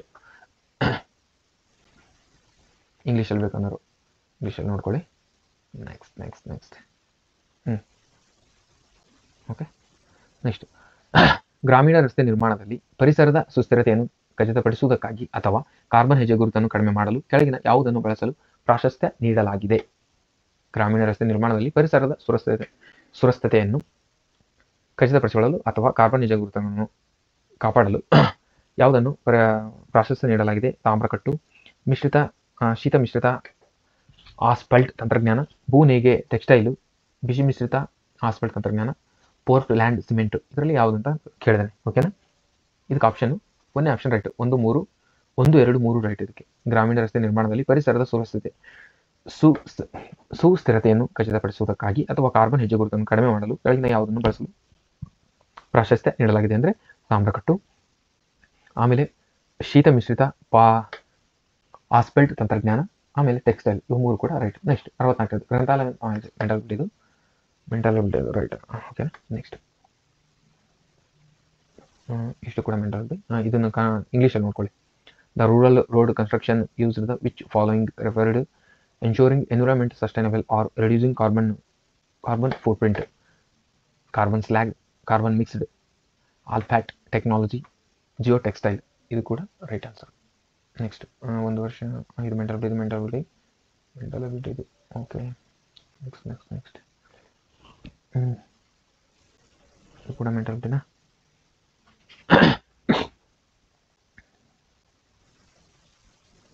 ಇದು ಕೂಡ ಮೆಂಟಾಲಿಟಿ. ಓಕೆ 81 ಭಾರತದ ಮೊದಲ ಹಣಕಾಸು ಆಯೋಗದ ಅಧ್ಯಕ್ಷರು ಯಾರು ಅಂತ ಕೇಳಿದ್ದಾರೆ. ಭಾರತದ ಮೊದಲ ಹಣಕಾಸು ಆಯೋಗದ ಅಧ್ಯಕ್ಷರು ಇದೆಲ್ಲರೂ ಗೊತ್ತಿರುತ್ತೆ, ಕೆ.ಸಿ. ನಿಯೋಗಿ. ಭಾರತದ 10ನೇ ಪಂಚವಾರ್ಷಿಕ ಯೋಜನೆಯ ಅವಧಿ. ಪಂಚವಾರ್ಷಿಕ ಯೋಜನೆಗಳ ಬಗ್ಗೆ ಗೊತ್ತಿರಬೇಕು. ಇದರಲ್ಲಿ 10ನೇ ಪಂಚವಾರ್ಷಿಕ ಯೋಜನೆಯ ಅವಧಿ ಯಾವುದು ಅಂತ ಕೇಳ್ತಿದ್ದಾನೆ. 2002 ಮತ್ತು 2007 ಈ ಟರ್ಮಲ್ಲೇ ಇವರು ಎ.ಪಿ.ಜೆ ಅವರು ಇರ್ತಾರೆ. ಎ.ಪಿ.ಜೆ ಅಬ್ದುಲ್ ಕಲಾಂ ಅವರು ರಾಷ್ಟ್ರಪತಿ ಇರ್ತಾರೆ ಈ ಟರ್ಮಲ್ಲಿ. ಓಕೆನಾ? ಪ್ರಪಂಚದ ಮೊಟ್ಟ ಮೊದಲ ಬಾರಿಗೆ GSTಯನ್ನು ಜಾರಿಗೆ ತಂದ ರಾಷ್ಟ್ರ ಯಾವುದು ಅಂತ ಕೇಳ್ತಾರೆ. ಇದಕ್ಕೆ ರೈಟ್ ಆನ್ಸರ್ ಫ್ರಾನ್ಸ್. ಓಕೆನಾ? GST. ಓಕೆನಾ? ನಮ್ಮದು ಕೆನಡಾ ಮಾದರಿ. ಓಕೆನಾ? ನಮ್ಮ ದೇಶದ್ದು ಕೆನಡಾ ಮಾದರಿ. ಇದಕ್ಕೆ 101ನೇ ತಿದ್ದುಪಡಿ ಮೂಲಕ ನಾವು GST ಇಂಪ್ಲಿಮೆಂಟ್ ಮಾಡ್ಕೊಂಡಿದ್ವಿ. ಅದು ಕೂಡ ನೆನಪಿರ್ಬೇಕು ನಿಮಗೆ. ನೆಕ್ಸ್ಟ್ ಅವಕಾಶ ವೆಚ್ಚ ಸಿದ್ಧಾಂತವನ್ನು ಏನನ್ನು ಉಲ್ಲೇಖಿಸುತ್ತದೆ? ಅವಕಾಶ ವೆಚ್ಚ ಸಿದ್ಧಾಂತ ಏನನ್ನು ಉಲ್ಲೇಖಿಸುತ್ತದೆ? ಹೆಚ್ಚಿನ ಸರಕು ಮತ್ತು ಸೇವೆಗಳನ್ನು ಉತ್ಪಾದಿಸುವ ಅವಕಾಶ, ನೈಸರ್ಗಿಕ ಸಂಪನ್ಮೂಲಗಳನ್ನು ಬಳಸಿಕೊಳ್ಳುವ ಅವಕಾಶ, ಇನ್ನೊಂದು ವಸ್ತುವಿನ ಕೆಲ ಪ್ರಮಾಣವನ್ನು ಹೊಂದಲು ಮತ್ತೊಂದು ವಸ್ತುವಿನ ಪ್ರಮಾಣವನ್ನು ತ್ಯಜಿಸುವ ಅವಕಾಶ, ಅಸ್ತಿತ್ವದಲ್ಲಿರುವ ಮಾನವ ಸಂಪನ್ಮೂಲಗಳನ್ನು ಉಪಯೋಗಿಸುವ ಅವಕಾಶ. ಯಾವ್ದು ಆನ್ಸರ್ ನೀವು ಫೈಂಡ್ ಔಟ್ ಮಾಡ್ಕೊಳ್ಳಿ. ಓಕೆ, ನಿಮ್ಗೆಲ್ಲರಿಗೂ ಟ್ರಿಕ್ ಯೂಸ್ ಮಾಡಿರೋದ್ರಿಂದ ಇದೇ ರೈಟ್ ಆನ್ಸರ್. ದೊಡ್ಡ ಆನ್ಸರ್ ನೀವು ರೈಟ್ ಇರುತ್ತೆ ಅಂತಂದು ಗೆಸ್ ಮಾಡ್ತಿರ್ತಾರೆ ನೋಡಿ ಹುಡುಗರು. ಅದು ಕೂಡ ಒಂದ್ಸರಿ ವರ್ಕ್ ಆಗುತ್ತೆ, ಬಟ್ ಎಲ್ಲ ಟರ್ಮಲ್ಲಿ ವರ್ಕ್ ಆಗಲ್ಲ. ಓಕೆ, ಅವಕಾಶ ವೆಚ್ಚ ಸಿದ್ಧಾಂತ ಅಂದರೆ ಇನ್ನೊಂದು ವಸ್ತುವಿನ ಕೆಲ ಪ್ರಮಾಣವನ್ನು ಹೊಂದಲು ಮತ್ತೊಂದು ವಸ್ತುವಿನ ಪ್ರಮಾಣವನ್ನು ತ್ಯಜಿಸುವ ಅವಕಾಶವನ್ನು ಅವಕಾಶ ವೆಚ್ಚ ಸಿದ್ಧಾಂತ ಅಂತ ಕರೀತಾರೆ. ಓಕೆನಾ? 34 ಕ್ವಶನ್ ಒಂದ್ಸರಿ ಇಂಗ್ಲೀಷಲ್ಲಿ ನೋಡೋಣ. The theory of opportunity cost is what has to be given up in order to have some quality of another thing. ಇದು ರೈಟ್ ಆನ್ಸರ್. ರೈಟ್. 85ನೇ ಕ್ವಶನ್ 2021-22 ಸಾಲಿನಲ್ಲಿ ಕರ್ನಾಟಕ ರಾಜ್ಯದ ಬೆಳವಣಿಗೆ ದರ ಸ್ಥಿರ ಬೆಲೆಗಳಲ್ಲಿ ಬೆಳವಣಿಗೆ ದರ ಎಷ್ಟಿದೆ ಅಂತ ಕೇಳಿದಾನೆ. 2021-22ರಲ್ಲಿ ಕೇಳಿದಾನೆ. ಅಂದರೆ 23ರಲ್ಲಿ ಎಕ್ಸಾಮ್ ನಡೆದಿದೆ, 21-22ರಲ್ಲಿ ಕೇಳಿದಾನೆ. ಇದಕ್ಕೆ ರೈಟ್ ಆನ್ಸರು 9.5. ಹಾಗಾದರೆ 22-23ರಲ್ಲಿ ಎಷ್ಟಿದೆ ರಾಜ್ಯದ ಬೆಳವಣಿಗೆ ದರ? 22-23ರಲ್ಲಿ ಎಷ್ಟಿದೆ ಕಮೆಂಟ್ ಮಾಡಿ ತಿಳಿಸಿ. ನೆಕ್ಸ್ಟ್ 2020 ಮತ್ತು 21ರ ನೀತಿ ಆಯೋಗದ ಸಸ್ಟೈನೇಬಲ್ ಡೆವಲಪ್ಮೆಂಟ್ ಗೋಲ್ಸ್ ಸೂಚ್ಯಂಕದ ಪ್ರಕಾರ ಕರ್ನಾಟಕದ ಸ್ಥಾನ ಏನಿದೆ? ಕರ್ನಾಟಕದ ಸ್ಥಾನ 3rd ಪ್ಲೇಸಲ್ಲಿ ಇದೆ ಆವಾಗ. ಓಕೆ, ನೆಕ್ಸ್ಟ್ ಇವಾಗ ಎಷ್ಟನೇದಿದೆ? ಇವಾಗ ಚೇಂಜ್ ಆಗಿದೆ. 2023ರಲ್ಲಿ ಇದು ಚೇಂಜ್ ಆಗಿದೆ. ಇವಾಗ ಎಷ್ಟಿದೆ ಹೇಳ್ರಿ ಕರ್ನಾಟಕದ್ದು? ಹಾಗೆ ಸಸ್ಟೈನೇಬಲ್ ಡೆವಲಪ್ಮೆಂಟ್ ಗೋಲ್ಸಲ್ಲಿ ಮೊದಲನೇ ರಾಜ್ಯಗಳು ಯಾವಿದಾವೆ, ಮೊದಲ 2 ರಾಜ್ಯಗಳಿದ್ದಾವೆ ಯಾವಿದಾವೆ ಅಂತ ಕೂಡ ಕಮೆಂಟ್ ಮಾಡಿ ತಿಳಿಸಿ. ನೆಕ್ಸ್ಟ್ ಹಿಮ್ಮುಖ ಬೆಳವಣಿಗೆ. ಇದು ಗ್ರೂಪ್ ಸಿಲಿ ಕಾಪಿ ಪೇಸ್ಟ್ ಆಗಿದೆ ನೋಡ್ರಿ ಕ್ವಶನ್. ಹಿಮ್ಮುಖ ಬೆಳವಣಿಗೆ ಎಂದರೇನು ಅಂತಂದು ಕೇಳಿರೋದು. ಹಿಮ್ಮುಖ ಬೆಳವಣಿಗೆ ಎಂದರೇನು? ಇದರಲ್ಲಿ ಆರ್ಥಿಕ ಬೆಳವಣಿಗೆ ದೇಶದ ಹಿಂದಿನ ಬೆಳವಣಿಗೆಗಿಂತ ಕೆಟ್ಟದ್ದಾಗಿರುವುದಕ್ಕೆ ನಾವು ಹಿಮ್ಮುಖ ಬೆಳವಣಿಗೆ ಎಂದು ಕರಿತೇವೆ. ಒಂದೇ ಆಪ್ಷನ್ ಕೂಡ ಒಂದನೇ ಆಪ್ಷನ್ ರೈಟ್ ಇದಕ್ಕೆ. ನೆಕ್ಸ್ಟ್ 89ನೇ ಕ್ವಶನ್, ಯಾವ ರಾಜ್ಯ ಸರ್ಕಾರ ಈ ರೂಪಿಯನ್ನು ಜಾರಿ ಮಾಡಲು NPCI ಮತ್ತು SBI ನೊಂದಿಗೆ ಪಾಲುದಾರಿಕೆ ಮಾಡಿಕೊಂಡಿದೆ? ಯಾವ ರಾಜ್ಯವು ಈ ರೂಪಿಯನ್ನು ಜಾರಿ ಮಾಡಲು NPCI ಮತ್ತು SBI ನೊಂದಿಗೆ ಪಾಲುದಾರಿಕೆ ಒಪ್ಪಂದಗಳನ್ನು ಮಾಡಿಕೊಂಡಿದೆ? ಅವಾಗಿನ ಕರೆಂಟ್ ಅಫೇರ್ಸ್ ಇದು ಯಾವುದಂದ್ರೆ ಇದನ್ನ ಕೇಳಿದ್ರೆ ಕರ್ನಾಟಕ ಸರ್ಕಾರನೇ ಮಾಡ್ಕೊಂಡಿರ್ತದೆ. ಅದರ ಉದ್ದೇಶದಿಂದ ಕೇಳಿರ್ತಾನೆ. ಕರ್ನಾಟಕ ಬಂದ ಕೂಡಲೇ ಅದು ಮೇಜರ್ ಆಗಿ ನಾವು ಸರಿ ನೋಡ್ಕೋಬೇಕು. ರೈಟ್. 87ನೇ ಕ್ವಶನ್, ಭಾರತದಲ್ಲಿ ಜಾರಿಗೊಂಡ ಗ್ರಾಮೀಣ ಅಭಿವೃದ್ಧಿ ಕಾರ್ಯಕ್ರಮಗಳ ಅನುಕ್ರಮಣೆಯನ್ನು ಗುರುತಿಸಿ. ಭಾರತ ಜಾರಿಗೊಂಡ ಗ್ರಾಮೀಣ ಅಭಿವೃದ್ಧಿ ಅದರ ಬಗ್ಗೆ ಕಾರ್ಯಕ್ರಮಗಳಿಗೆ ನೀವು ಗುರುತಿಸಿ ಅಂದ್ರೆ ಆರ್ಡರ್ ವೈಸ್ ಗುರುತಿಸಿ ಅಂತ ಕೇಳಿದ್ರೆ. ಒಂದನೇದು ಮಹಾತ್ಮ ಗಾಂಧಿ ರಾಷ್ಟ್ರೀಯ ಉದ್ಯೋಗ MG ನರೇಗಾ, ಇದು ಬಂದು 2006ರಲ್ಲಿ. ಓಕೆ. ಸಮಗ್ರ ಗ್ರಾಮೀಣ ಅಭಿವೃದ್ಧಿ ಕಾರ್ಯಕ್ರಮ ಇದು ಯಾವಾಗ ಬಂತು?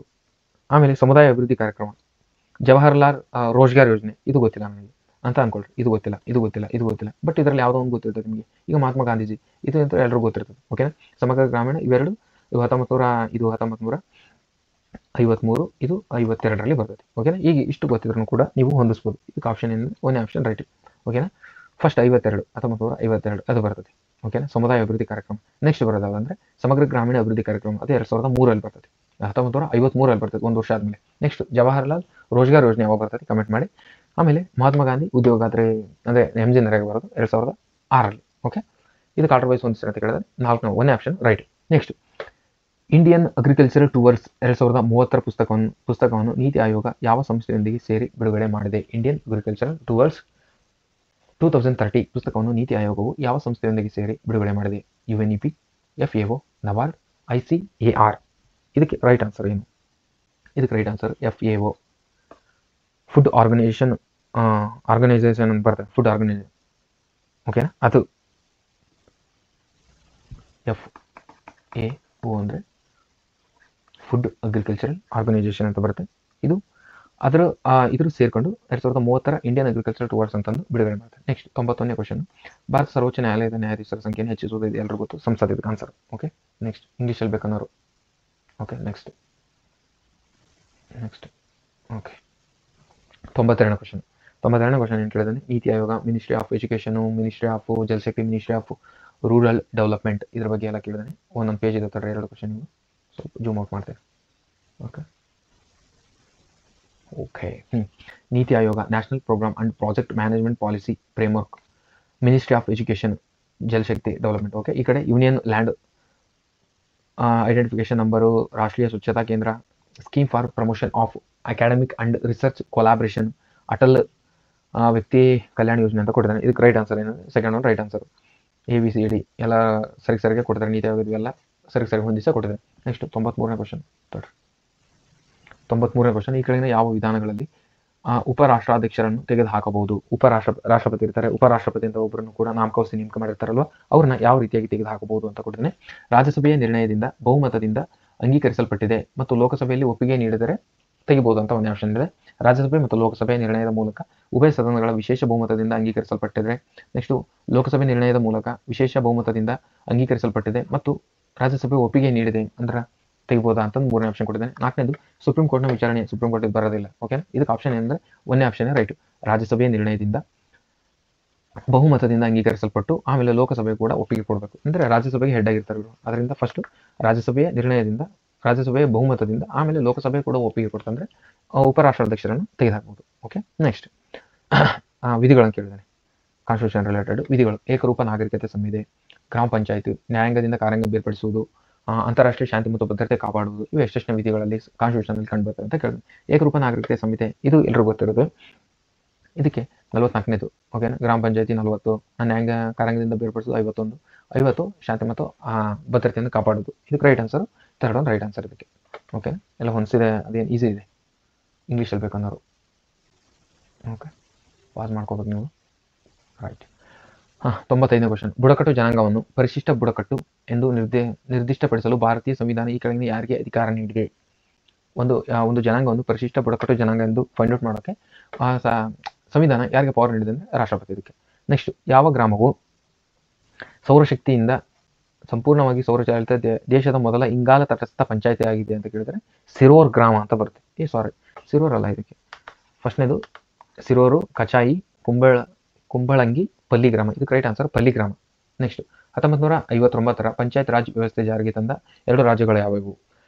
ಫಸ್ಟ್ನೇದು ರಾಜಸ್ಥಾನ್ ಅಂತ ಎಲ್ಲರಿಗೂ ಗೊತ್ತಿರ್ತಾರೆ ಹುಡುಗರಿಗೆ ಅಂತ ಗೊತ್ತಿದೆ. ಅವನು ಎಲ್ಲದಕ್ಕೂ ಫಸ್ಟ್ನೇದು ರಾಜಸ್ಥಾನ್ ಕೂಡ, ಎರಡನೇದು ಆಂಧ್ರ ಪ್ರದೇಶ್. ರೈಟ್. ಓಕೆ.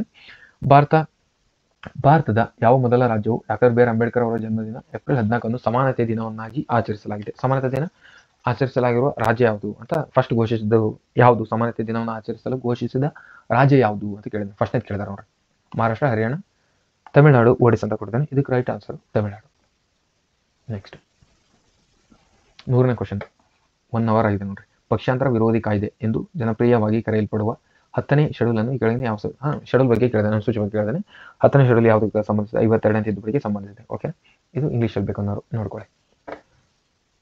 ಇದಕ್ಕೆ ಪ್ರೆಸಿಡೆಂಟು, ಆಮೇಲೆ ಇದು ಪಲ್ಲಿ ವಿಲೇಜ್, ಇದು ಫಸ್ಟ್ನೇದು ಇಂಗಾಲ ತಟಸ್ಥ, ಆಮೇಲೆ ಇದರಲ್ಲಿ ರಾಜಸ್ಥಾನ್ ಮತ್ತು ಆಂಧ್ರ ಪ್ರದೇಶ. ನೆಕ್ಸ್ಟು ಇದರಲ್ಲಿ Tamil Nadu first doctor B R Ambedkar ಅವ್ರದ ಈಕ್ವಾಲಿಟಿ ಡೇ ಅಂತ ಆಚರಣೆ ಮಾಡೋದು. ಇದು 52ನೇದು 10th ಶೆಡ್ಯೂಲ್, 52ನೇ ಅಮೆಂಡ್ಮೆಂಟು. ಓಕೆನಾ? 97 ಕ್ವಶನ್ ನೋಡಲಿಲ್ಲ ನಾನು. ಇಲ್ಲಿದಲ್ಲ 97. ಯುನೆಸ್ಕೋ ವಿಶ್ವ ಪಾರಂಪರಿಕ ಸ್ಥಳಗಳಲ್ಲಿ ಪಟ್ಟಿ ಮಾಡೋದು.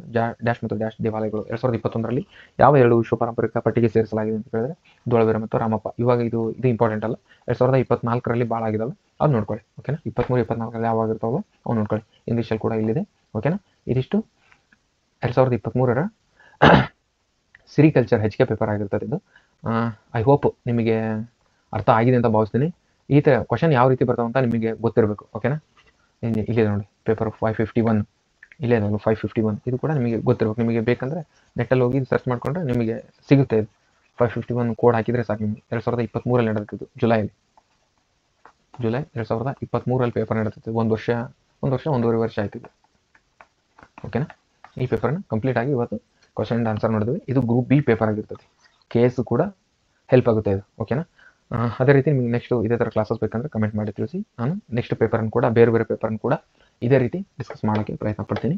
ಐ ಹೋಪ್ ಇಲ್ಲಿವರೆಗೂ ನಿಮ್ಮ ಟೈಮ್ ಕೊಟ್ಟು ನನ್ನ ಕ್ಲಾಸಸ್ ನೋಡೋದಕ್ಕೆ ಎಲ್ರಿಗೂ ಧನ್ಯವಾದಗಳನ್ನು ಹೇಳ್ತಾ ಇಲ್ಲಿಗೆ ಕ್ಲಾಸ್ನ ಎಂಡ್ ಮಾಡ್ತಿದ್ದೀನಿ. ನಿಮಗೆ ಹೆಚ್ಚಿಗೆ ಅಪ್ಡೇಟ್ ಬೇಕಂದ್ರೆ ಟೆಲಿಗ್ರಾಮ್ಗೆ ಜಾಯ್ನ್ ಆಗಿ ಇದರ PDF ಅಲ್ಲಿ ಹಾಕಿ